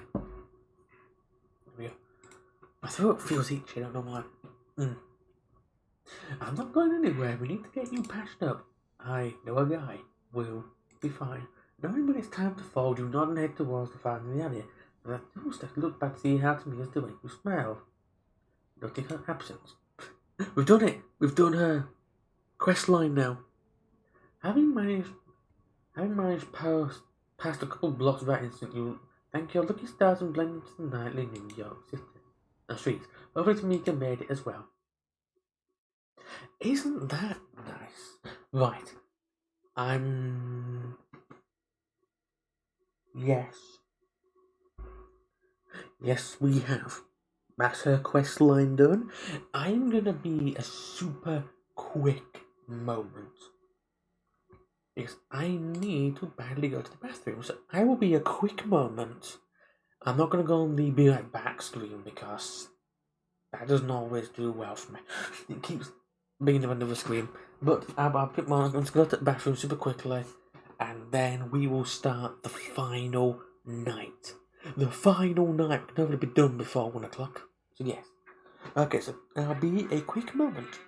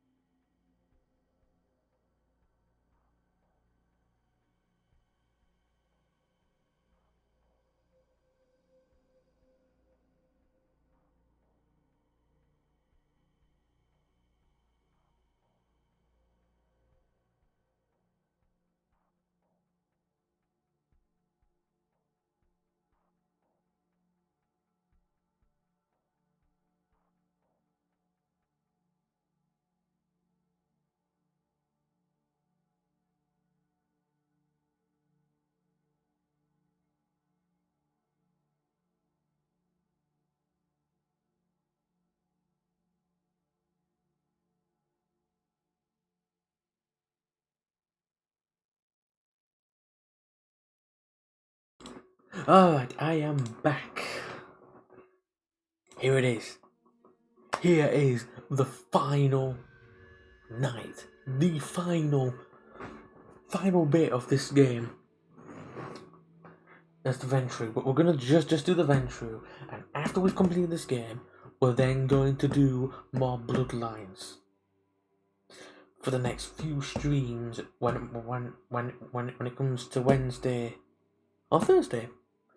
This depends when about where I get that done. Wednesday or Thursday it'll be this. It'll be the Ward of Darkness. Streaming day. Yes. You wake up, this is not your haven. Isn't it? It's a cramped space. You try to move your arms and find that they are tied to your body. You can barely bend your legs. When you try to stretch your neck, it hits a cold ceiling. You can't quite believe it, but this is a coffin. Or something close enough to it. It vibrates in, but you can't hear any sounds coming from the outside. It's entirely oh god, don't tell me we're in a concrete wooden overcoat. Shall we do try to break out? number 1, or shall we do number 2? Call out.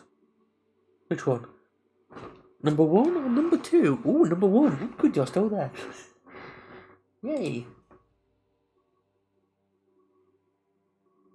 Oh!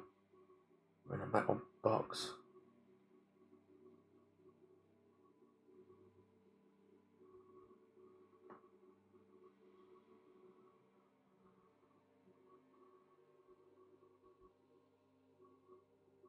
There we go. Right. You kick the front of the container, and then react into a dull metallic sound. You try using your fist, but there's just not enough room to make a good punch in. It seems pretty hopeless. Some more tries, nothing. This is bad. Suddenly the containers move slightly. A moment of silence and indistinguishable voice, shouting, a muffled shot. Silence again. The lid comes off. What the?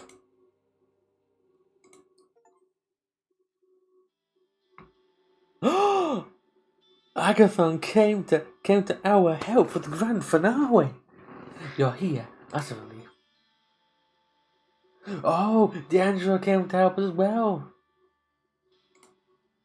Follow us and quick. Seeing their faces, it's surprising even more so in the second chapter. Now we realize the immediate danger. Yeah, it's Harry. He's come for us. And D'Angelo's come for us as well. That sounds really wrong. I just realized. Oh, you are in immediate danger and follow your companions out of the car down the street in North Bronx. The van has crashed into another car, familiar face, that of Kaiser's ghoul, stumbles out of the wrecked sedan and sinks away in the darkness before you can call after him. The three of you jog away towards the line of the trees and take shelter under some branches. Just as you hear a chopper approaching, its searchlight illuminates the wrecked van and moves towards you.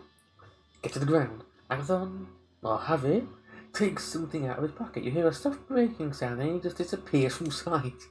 Look at D'Angelo, he's not there. No, and they're all just abandoned something. It must be his spirit trick. You're left alone with just seconds to make your move before the spotlight finds you. Number 1, hide behind the closest tree. Number 2, dive under a nearby bush. Which one? Tree or bush?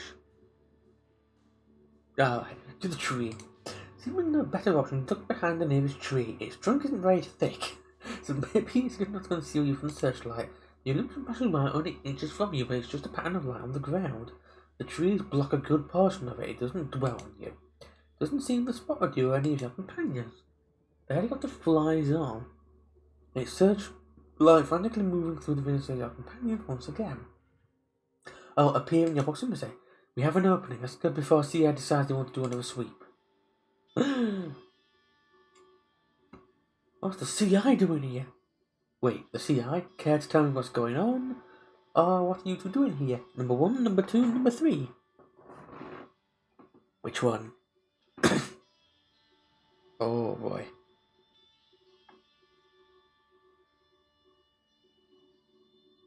Oh boy. Number 2. Care to tell me what's going on? D'Angelo, care to fill them in? We exacted a number on you. Your haven got raided and they took you for a ride upstairs. They have a facility somewhere out of town, not a place you want to be. The thing that surprised me the most, though, it was Kaiser who contacted us to let us know. Number 1, how did the SI know where I live? Number 2, Kaiser organised this? Why? And number 3, what about Sophie? Is she safe? Number 1, number 2, number 3.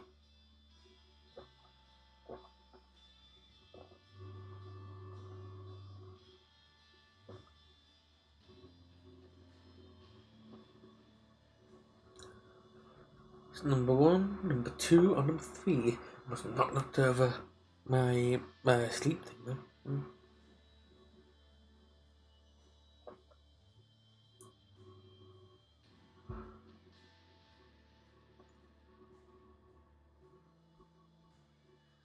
Oh, number 1. How wait, how did I know where I live? A dozen ways. CCTV, some was how you feed or use her power, some was other than Langley got interested in a connection to her. Ooh. An organised operation like 2016? Who the fuck even knows? Side containment, we better go, the limo is here. Ooh. Guys, a familiar car stops nearby. And the back door opens. Your eyes usher you inside and join you before being inside this mobile fortress never felt that like a relief. Until now. Hey, fledgling, miss me? Number 1, yes actually. Number 2, not really, but I'm glad you're here. And number 3, save it, what's the deal here?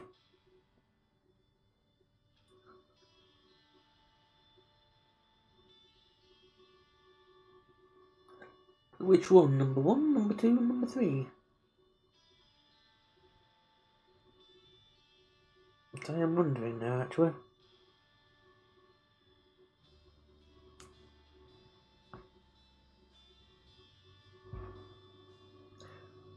Number 1, number 2, number 3. Ah, number 3, okay. Save it, Kaiser, what's the deal? What's your angle on this?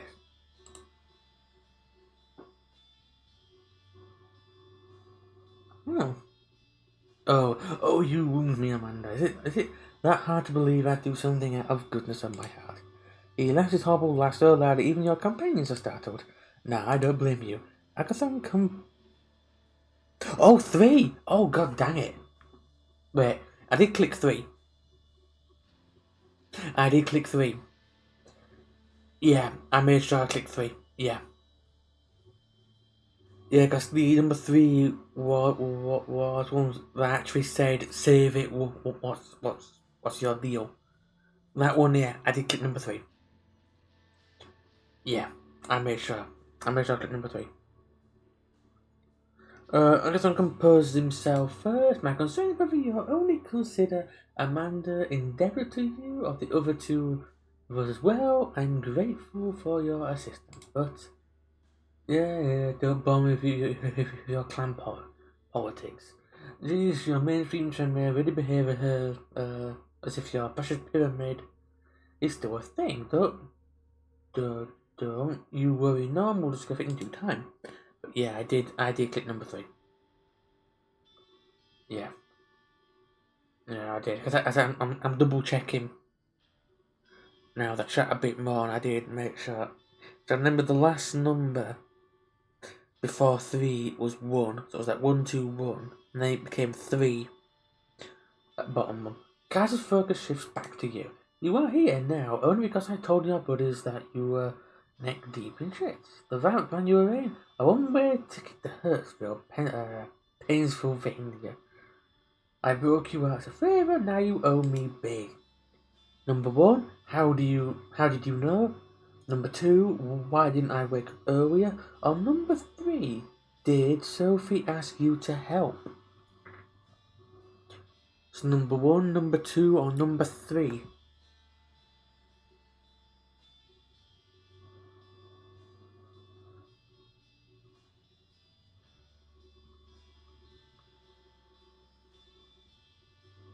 Number 1, number 2, or number 3? And I will triple check this time. I'll keep my eye on the chat. So at the moment I see 1, 2, 1, 3. Right, okay, 3. It is. Did Sophie ask you to help? Was it Sophie who asked you to help me? Now I mean Rich, Sophie Langley, stooping down to ask me for help. Oh, please, my adopted child is in danger. Save them, won't you, Kaiser, sir? Now, Fletcher, didn't come calling. If she did, I'd have her beg. I'd have her do a lap dance if the stuck-up bitch knew even knows what one is. If she wouldn't do that, you're worth less to her than her pride. I don't appreciate that kind of talk. Langley might be all, like you're saying here, but I wouldn't just listen to disrespect a woman. You better do your tricks or some of the earplugs out of the air then before I tell you a thing or two about your eye sling. Don't you dare. One moment, the atmosphere grows thick. Kaiser's hoarse laughter breaks the silence. Oh, man, must be real fun at parties. Anyway, let's get back on track. I have a good idea of why the SI hit you, Amanda. Not that there are tons of good reasons, but it might have been one of these, for instance. The screens in Kaiser's car flicker. Each of them now go a short loop clip. It's you getting into a fight, feeding, using one of your powers.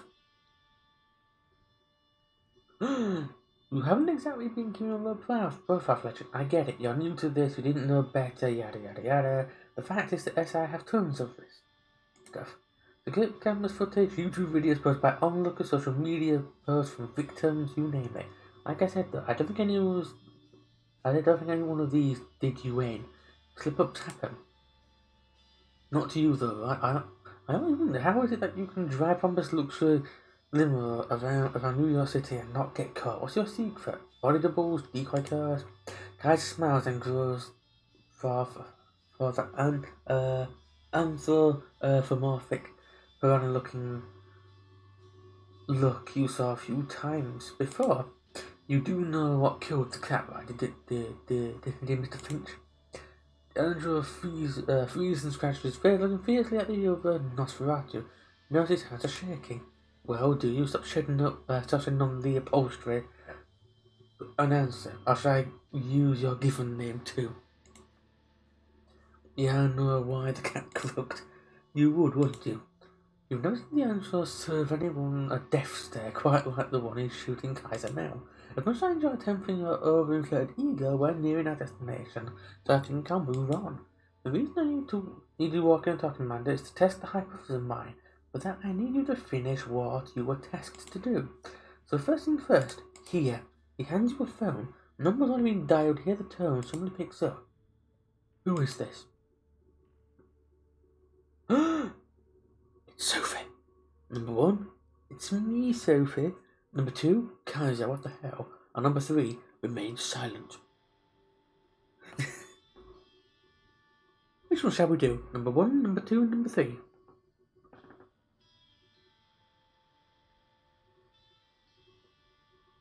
The last thing I see in the chat is a 3 from the last choice. So it's 1, 2, 1, 3, 3 at the moment. So which one do you want to do? Number 1, number 2, and number 3?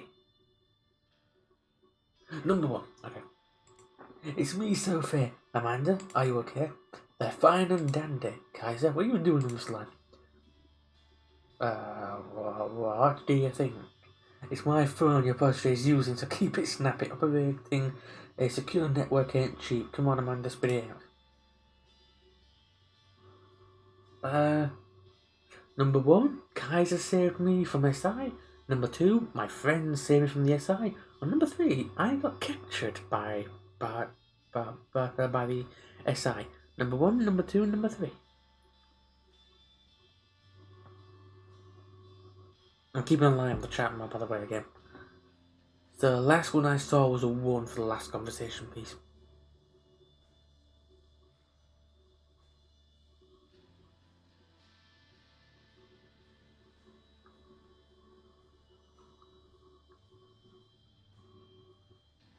Nothing. Listen, I got captured by the second Inquisition. I'm fine now.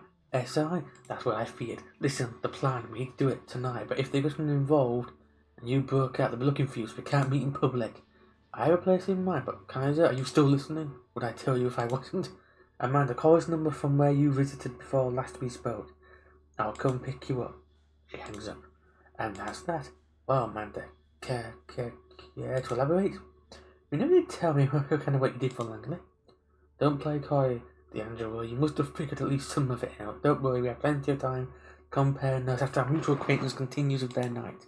If my intel is worth a damn, your next stop, Amanda, is right about here.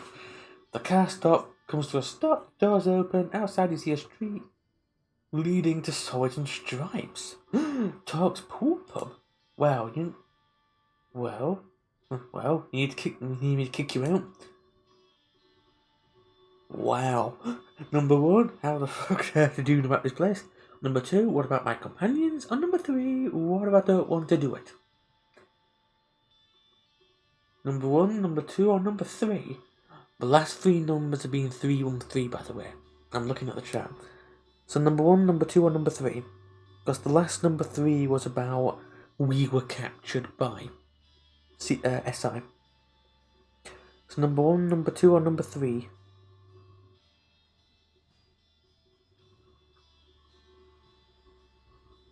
Ah, number 2. Whoa, what about Harry and D'Angelo? What about them? They're staying right where they are, and we're gonna have a little chat. After we're done, I'm sure they'll find their ways back to their havens just fine. The clock is ticking. I think I know what Sophie wants to do tonight, and if I'm right, tonight's the last chance you've got. If you want to say bye to your buddies before you go, that's fine by me. The schedule of yours is pretty hectic, so you better do it now and scram. Shoe number 1, thank you comments for the help. Number 2, say your goodbyes. And number 3, give a polite nod. It's just business. So which one? Number 1, number 2, or number 3?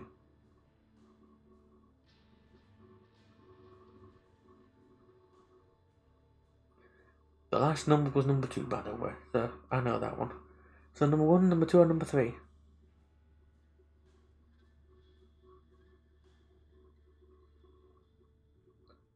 Oh, number 1.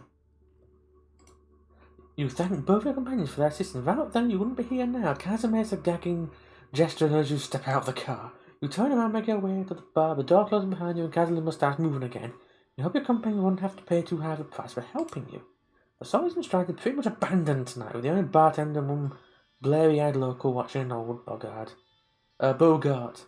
moving the bar's screen. You asked to use the phone. Call Sophie first. Yes. Number 1, I'm at the bar. Number 2, what's the plan? And number 3, are you on your way? So which one? Number 1, number 2, or number 3?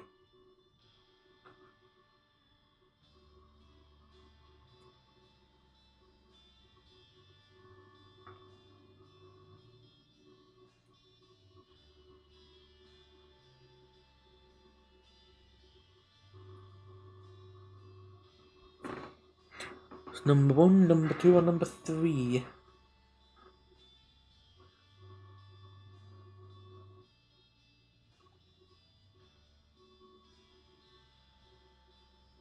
Oh, number 2. Okay.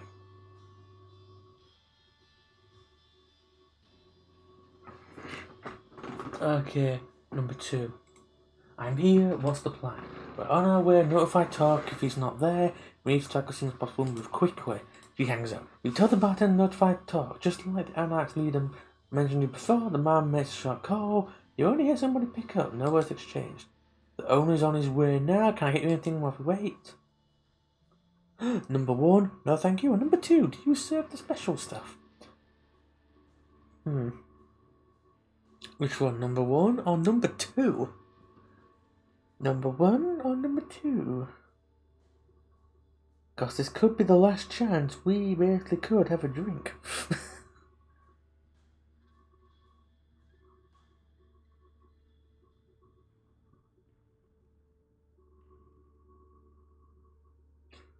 So number 1 or number 2?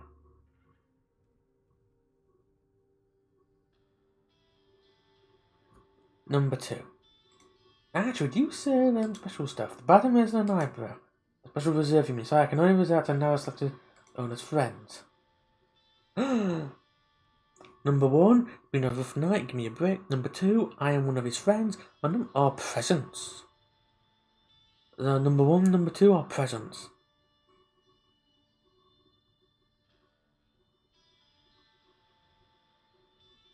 So which one? Number 1, number 2, or presents?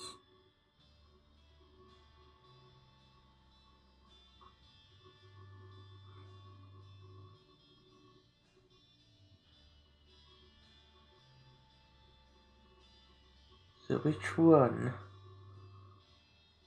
Number 1, number 2, or presents? Oh, number 2, okay. Well, I'm one of his friends. Nah, it's a list and you're not on it. I know because it hasn't changed for a while now. Sorry, everything else at the bar's gone up for grabs though. Sure you don't want anything else, you shake your head. Talk comes in some 10 minutes later without Maya. He tips his hat to you, puts his hat on the blade-eyed patron's shoulder. Listening to him with breath, they both laugh. Marty, how's the night going? Quiet, sir. Just how you like it, huh? Well, man, I really wanted me for a reason. Let's hear it. You're about to tell him... Oh, God. Well, tell him what brought you here when the doors open and Sophie walks in. All splendor and charisma. The patron's eyes are now glued to her, and so are the bartenders. Talk isn't happy with the sight.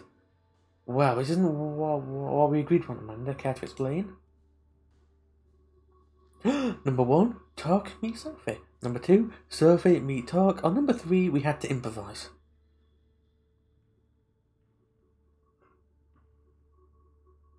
So which one? Number 1, number 2, or number 3?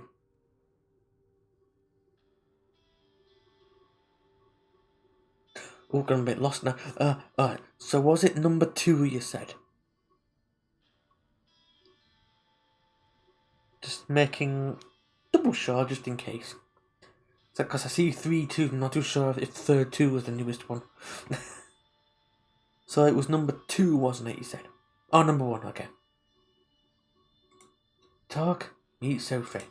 Pleasure to make your acquaintance. I believe I've already told you why I'm here. Not in any detail. Now, something like our meeting was supposed to be different. Sounds like tell me why I shouldn't ask you to leave and kick out your policy whilst I'm at it. You will like what I have to say. Yes, I've heard that line 100 times. 99 of those ended with somebody getting hurt. Wait, what? Oh, what I said, I was in the one. Sorry. Rather than I'm in the mood for tonight. We are wasting time as a unique opportunity we should take advantage of. And we only have an hour or so to discuss it before the time to act. My driver is waiting outside. Wait, goddamn, first I'm not going anywhere without Maya, that was the deal. Second, it's Amanda who was supposed to do the driving, not your servant. Both serve me, so really it's of little difference. Circumstances changed and we had to adapt. Don't be stubborn, foolish, doesn't suit you. I have a secure spot in mind where we can talk. I'll stop you right there. Talk is seething, but he keeps on living his anger. His voice barely changing. My conditions were clear. The way I hear it, you want to break each one of them. I see no reason to alter with any of these. I believe I was staying put tonight. You're going to be, yes? Talk, you're throwing away the only chance you have at challenging Callahan.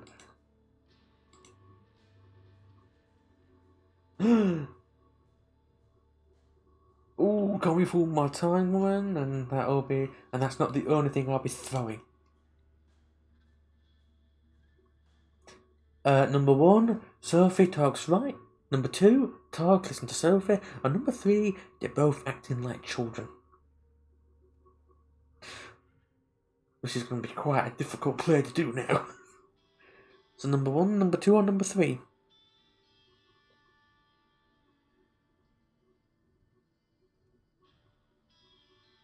That's number 1, number 2, or number 3?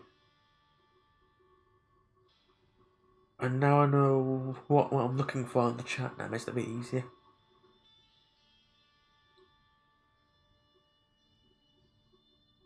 Number 3! You're both acting like children. You put your differences aside and see the other point of view. Wow, both Sophie and Talk glare at you. No powers, just their personas are enough to make you feel like you prefer to be elsewhere. Anywhere else but here. Who the fuck do you think you are? There's one child here, sir. Amanda. You're their patron, Amanda. What does that tell us? What are you implying, you insolent? Shots break from the front window, the flashbang goes up from the room, changing the bar into a space of white light and ringing noise. Oh God. You feel somebody tugging at your back and thrown behind the bar. More shots ring out, bottles breaking, the TV shattering to pieces, the wooden bar splinters. Your sight comes back and you think you've gone deaf, but suddenly the room is silent. You see Talk beside you, and Marty the bartender bleeding out on the floor. You look over the bar. Sophie's standing there, her dress partially tattered, there's a hole in her leg. She's like the heart of a supernova, enticing, unavoidable, beautiful, and terrifying. In front of her are 8 operatives, looking like a private military force, just standing there, paralysed by Sophie's magnificence. Talk, you still there? Yeah. Would you kind of show our guests some hospitality? Sure thing. The anarchs Like he's gone, a blink of an eye, and he appears next to one of the soldiers. Almost on top of his head disappears in a puff of blood and bone. The same happens the second, the third. The radios go off, and the other soldier's shoulders, panicked voice pleading them to wake up. The fourth head pops, the fifth. The finally realize what's happening, but it's too late. The sixth man beheaded. By what you see is just Talk bare fist punch. Talk stops, but the seventh man rips something off his neck and bites down. Sophie walks over to the last man and has him kneel in front of her before biting as well. On your right, a man in full body armor from the back door raising his assault rifle. This is the first time I've ever seen one of these. What the fuck? Number one grabs attention or fortitude. So number one or fortitude. Yeah, that now. Number one or fortitude. Let's pour myself a quick drink. It's number one or fortitude.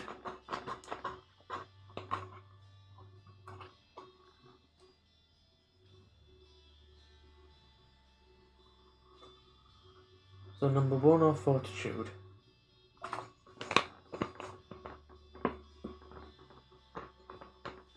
You get to pick. I'm just closing this bottle again because I need to have another drink.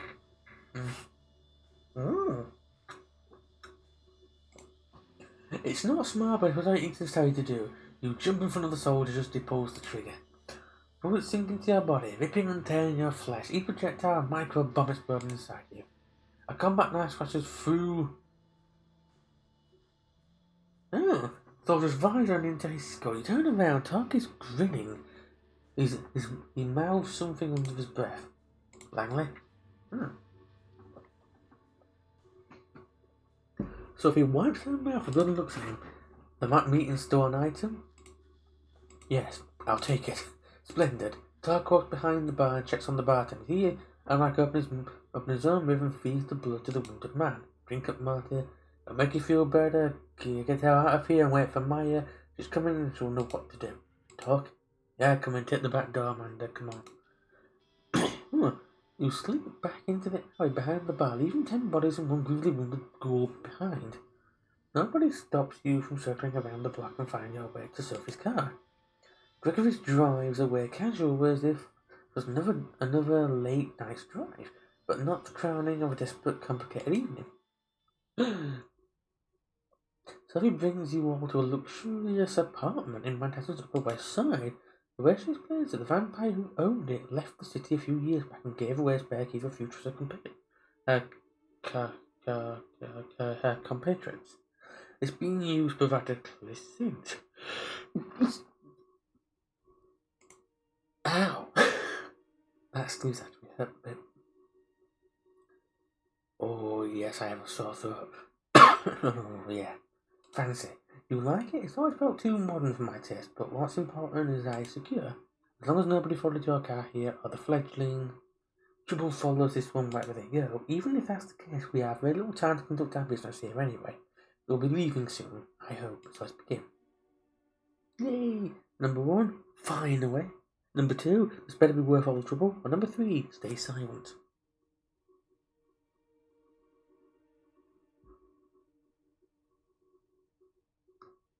So which one? Number one, number two, or silence?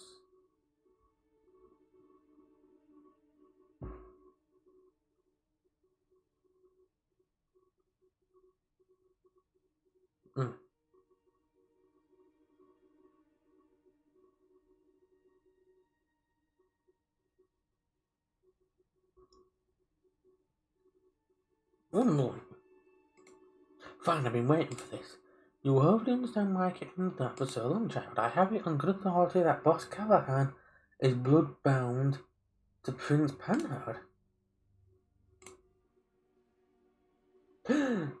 That's an accusation and a half there, Langley got proof. No, but we're just a boat ride away from getting it.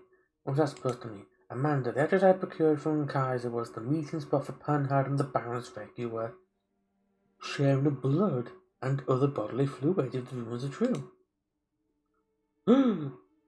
Callahan's been shacking up with Panhard. Wait, Kaiser knew about this? Is there anything that little clump of dead skin doesn't know in the city? Oh, I do apologize for that. Oh. He knows things, but others share them if you pay. Neither the prince nor Callahan can touch him. He's too useful. Number one, so Kaiser knows you wanted the address. Number two, I'm afraid Kaiser will betray you. Or number three, Kaiser said saving me was in his interest. Number one, number two, or number three.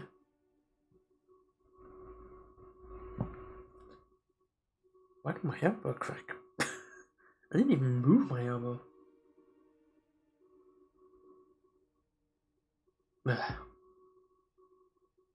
Number one, number two, or number three.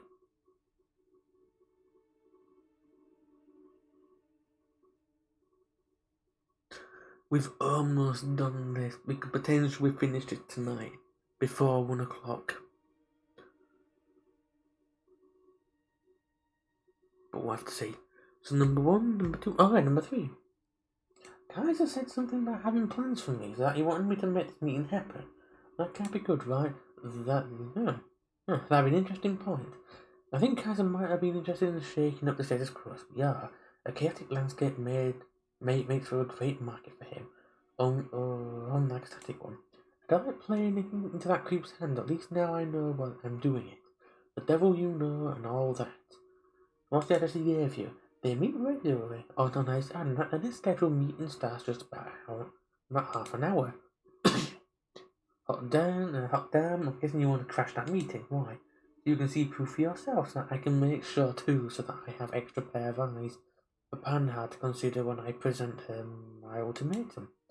The prince was demanding her seat and leave New York City. She can go wherever she believes. If she stays, the entire court will know, and the next prince might not look favourably in her past. Dealing with Anna, especially so closely, is punishable offensive in the camera, as I'm sure you've heard. So I did. Tark strokes his beard and looks intently at Sophie. What exactly are you trying to accomplish here? Say you remove Panhard, and I even remove Callahan. Then what?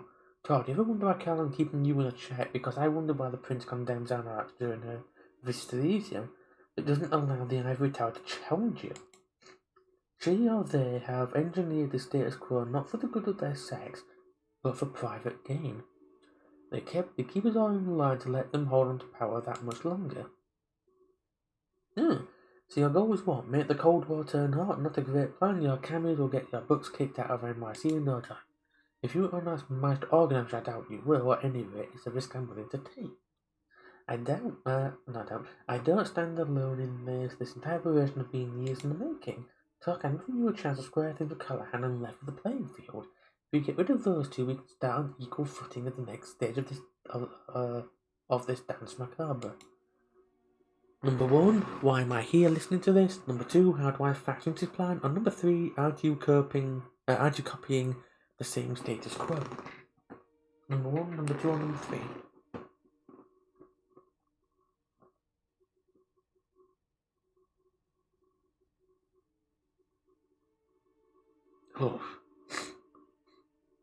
Oh, that does nothing.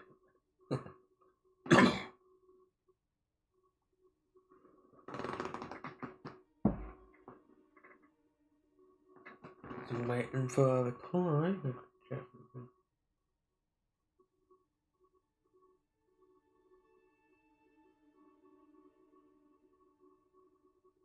Oh, dang, I thought much. That's alright.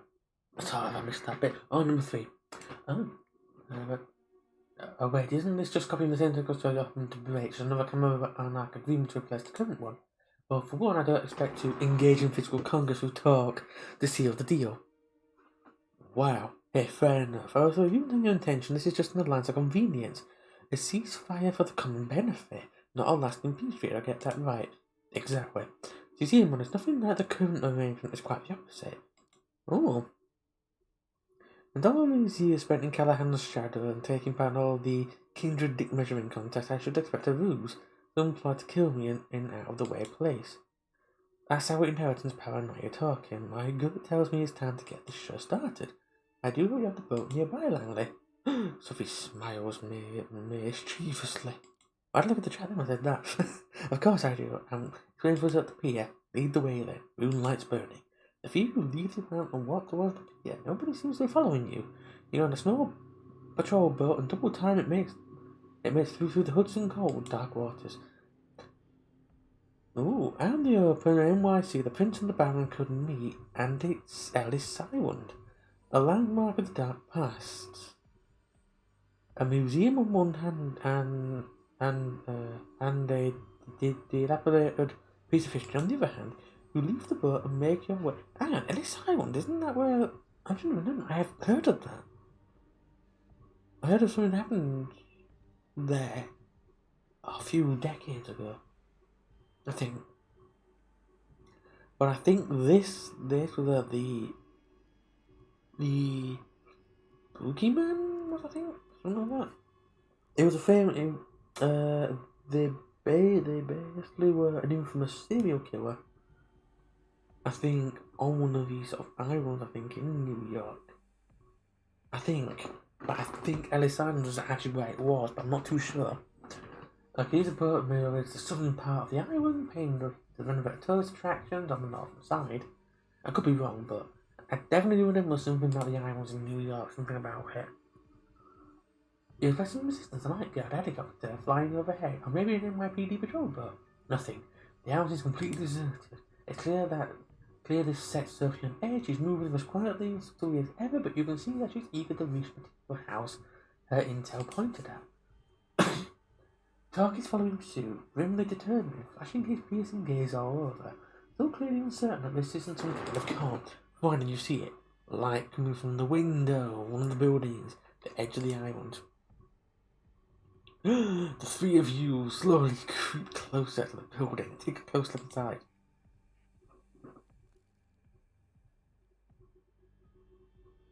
You mean you got okay? Oh, okay. There it is. Oh, thank God for that.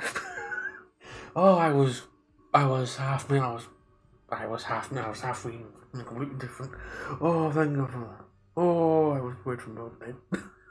Oh, there it is. Callahan, kneeling in front of the prince, sucking on Panorama's wrist. Both fully clothed, a small blessing. Good. Talk makes his move before so we can stop him. He bursts through the building's doors. But go on. It all happens very quickly.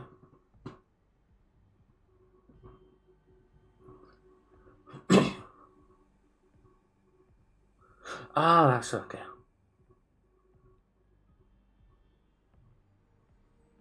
Oh, that's alright there. I do know that CoNY is the sequel to CoNY. Talk grabs Callahan by the shoulders and throws him through the still open door. Callahan hits the ground hard. Talk appears on top of him, starts punching. Oh my God. You fucker, you piece of shit. Stop! The prince's voice takes a hold just long enough to make Talk relinquish. The Baron uses the full weight. He shoves Talk off him and tries to bite down. Prince, call off your lapdog. Langley, what's the meaning of this? The two are now break apart. Both wounded, but neither is quite done yet. They look at each other with pure hatred. Kill the bitch, Helena. But leave the fledgling to me right after I deal with this shit stain. I'm gonna. A shrill, unpleasant laugh fills the air. You know who it belongs to. It's you! Good God, it's been a long time since I've seen him. So entertaining, truly. It feels almost ashamed to break up spectacle, but Thomas, who the fuck is this joker? I don't believe we've met, though I did hear a lot about you, Mr. Talk. My name is Thomas Arturo, and I can't use this moment to uncertain the strike. He's still too slow to talk. Who throws the boss onto the lawn where the two exchange blows once again. Helen, if you're so kind to ask your friend to not hurt our guest too much. Callahan, don't kill him. This time Callahan comes out and stopping Grouse talking to an iron hold. Your companion struggles but can't quite break away. I will not be denied, Helena. Not this time. You will do as I command. As she will do as I command her, Douglas, old boy. What? Like I was saying before, I feel like I need to break it up because it's going to be going on much too long. You think So what, Langley? You and your cliche. You and your cliche. Wait, not cliche.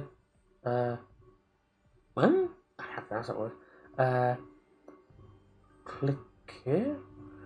Figured out there was something fishy going on always on your own, but you were always working with just a piece of the puzzle.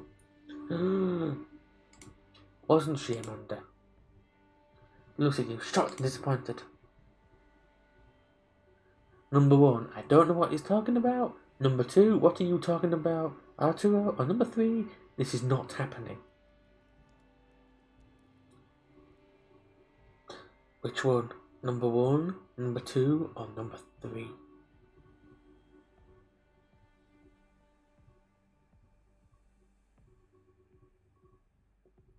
Oof.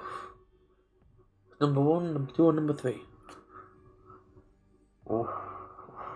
Oh.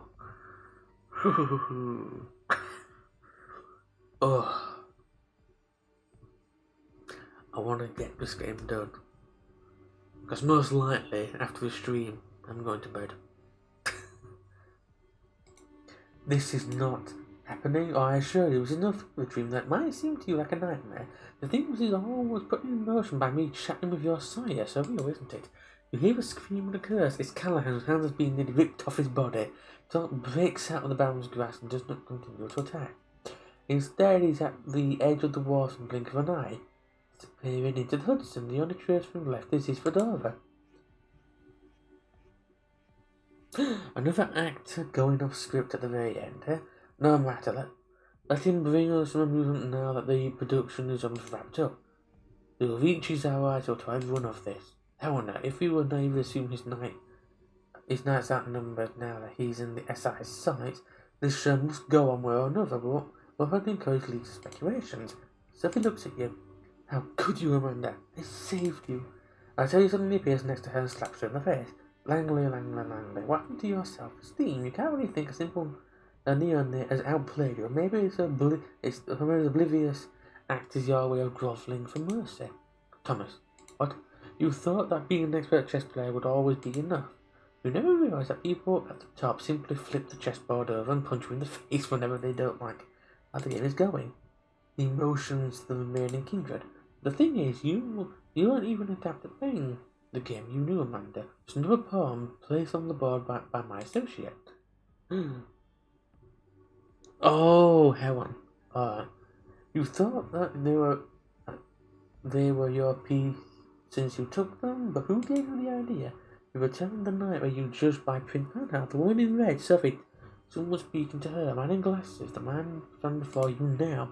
This is cruel. We know what's going to happen. If only someone would pick up the poor child, this could be a useful tool for the camera viewer.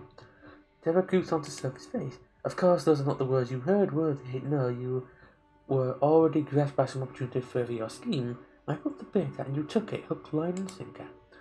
After that, it was a matter of time before you started using Amanda as your errand girl. No one is quite as easy to trick and monitor as a native legend who's just learning the ropes. What is it that you want, Thomas? What do I want? Oh boy, the answer is so simple, but so hard to put into words.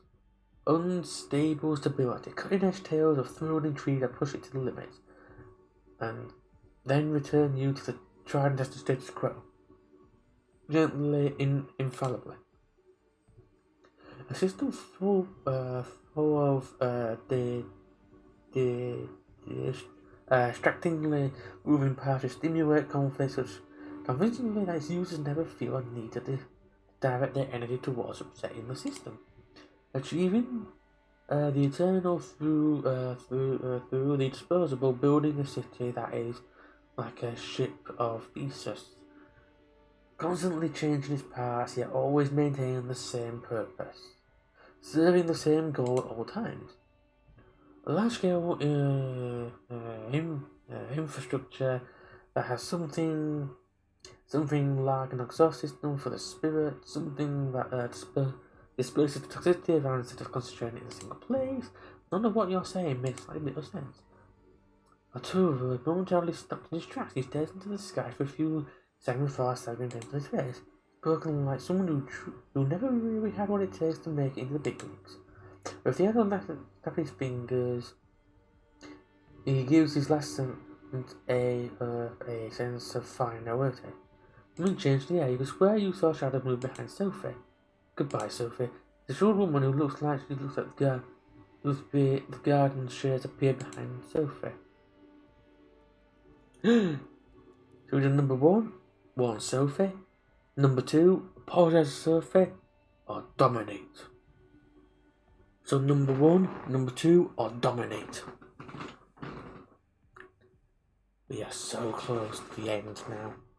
This feels like the ending.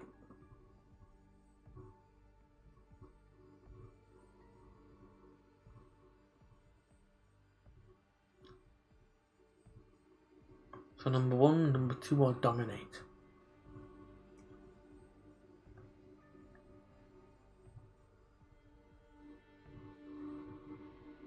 Aha! Good. Stop. You hear the shears snip. Sophie's red head conceals her face, the head falls. No! Silence. After it was unpleasant laughter outside next to you. Oh man, your career's moving at a breakneck pace, moving up and up and up. And congratulations on your new promotion. Number one, you killed her. Number two, what do you want from me? Or number three, are you going to kill me too? God. I didn't expect Sophie to die. Oh God.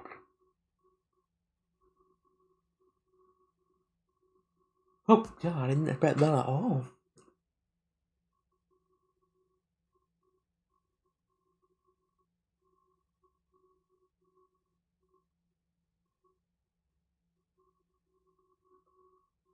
So number one, number two, or number three? Oh, number two. What do you want from me? What's the rush? I was about to get to that. Helen, feel free to leave us and take the Baron with you.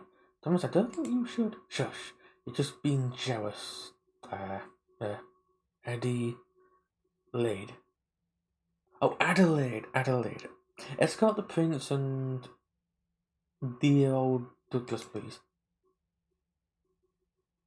Who the heck is that? Adelaide Davis. Sure thing, darling. You're left alone next to Sophie's body. You try not to look, but it's hard to ignore her lithe frame decomposed in front of your eyes. Congratulations, you won this little game. You set out on a suicide mission and successfully brought down the power-hungry wannabe tyrant. Even if it probably wasn't the way you imagined it. Now you're free to enjoy paradise again, life after death, immortality, eternal youth. What they don't tell you, of course, living in paradise is inherently sinful, and not everyone can partake. But you have time to learn how to live this thing, don't you? He takes a melancholy look at the city skyline surrounding him, the Statue of Liberty, and the lights of Manhattan shimmering in the distance. You know, New York taught me to believe in fate. My own life began right here, and began in utter despair. My first instinct was to drown myself in books and keep reading and reading until literature gave me a piece of wisdom I need to go by. Personally, I find reading a silly hobby in retrospect. I always had this minuscule hope that the next sentence I'd read would finally bring me salvation, but it never did. It only gave me fuel for this elevated righteousness and intellectual suffering. But the more I read, the easier it was for me to boil every paragraph down to a powerful relationship. The characters' influences over each other, the writers trying to impress the reader, etc.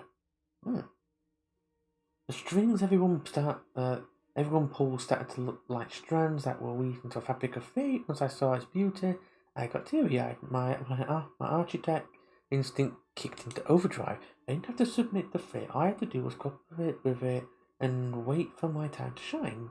Give it my input whenever needed until it trusted me to do more. Thomas steps over what's left of Sophie, wiping his glasses with elegant cloth in his pocket. And it did. Fate let me look after the city with my architectural tools. I started quietly shaping the streets and corridors, whilst Kaiser and his ilk shaped the information flow. And among many tools this process gave me, one of them was a way to reliably come up with useful agents like you. Remember that you were crude at the time, but the route was there. All you had to do was follow it. Some people write rule book passages, others play in city arteries. In the end, the effect is the same, so more noise follows. He puts on the glass and gives you a long look. You know I grew fond of you. You did so well, even when that idiot Callahan tipped the Inquisition off. You still got out. I like that kind of resourcefulness. I had a feeling he did it. I could use that kind of resourcefulness. He is. He uncovers his wrist. So take my blood, just enough so we can start off on the right foot. As a sign of good faith, I sign it you're ready to play in the big league, ready to hold the size I prepared for you. What do you say, Amanda?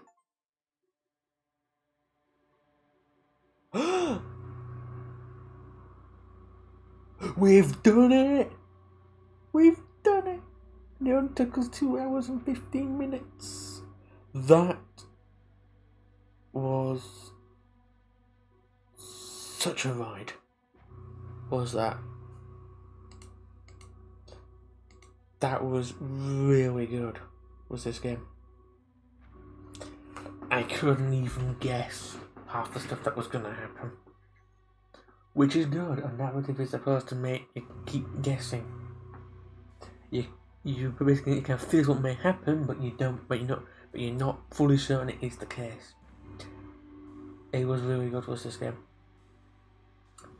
So next time we do a World of Darkness stream, which will be next week, Wednesday or Thursday.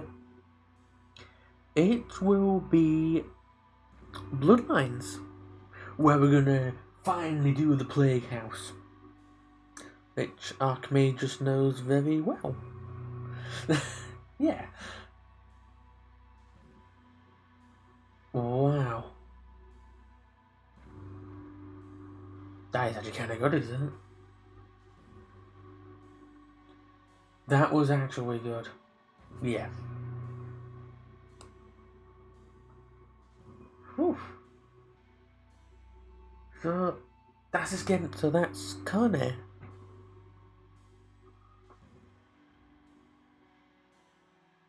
True. Made of Unity. Oh, that was a surprise, isn't it?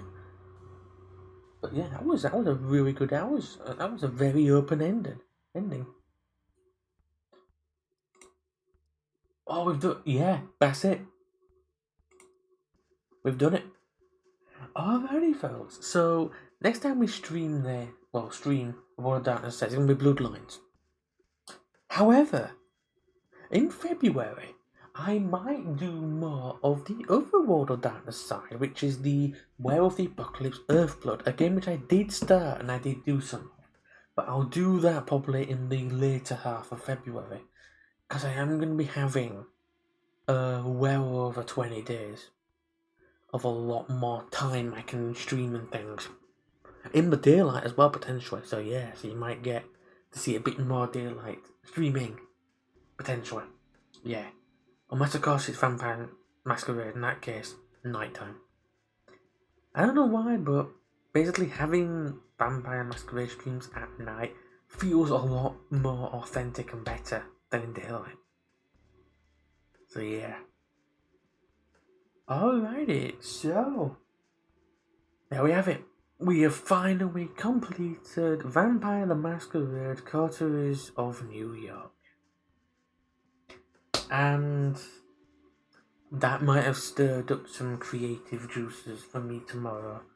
I've been struggling to try and think of some NPCs I need to make. Because basically, as me and Archmages are doing a Vampire Masquerade sometime, we've decided which place it's going to be in.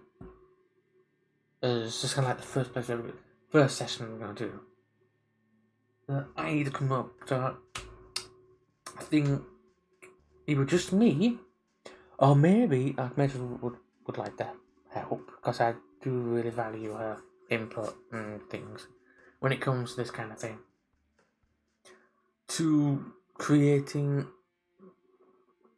Oh, yeah, fair enough there. Oh, yeah, about the ending, yes. That is true, yes. That is very true, yes. Alright, so from me, don't much, thank you very much for watching. I might do a stream on Friday, which is today, but it's just gonna be a Cyberpunk Red themed 2077. So a travel.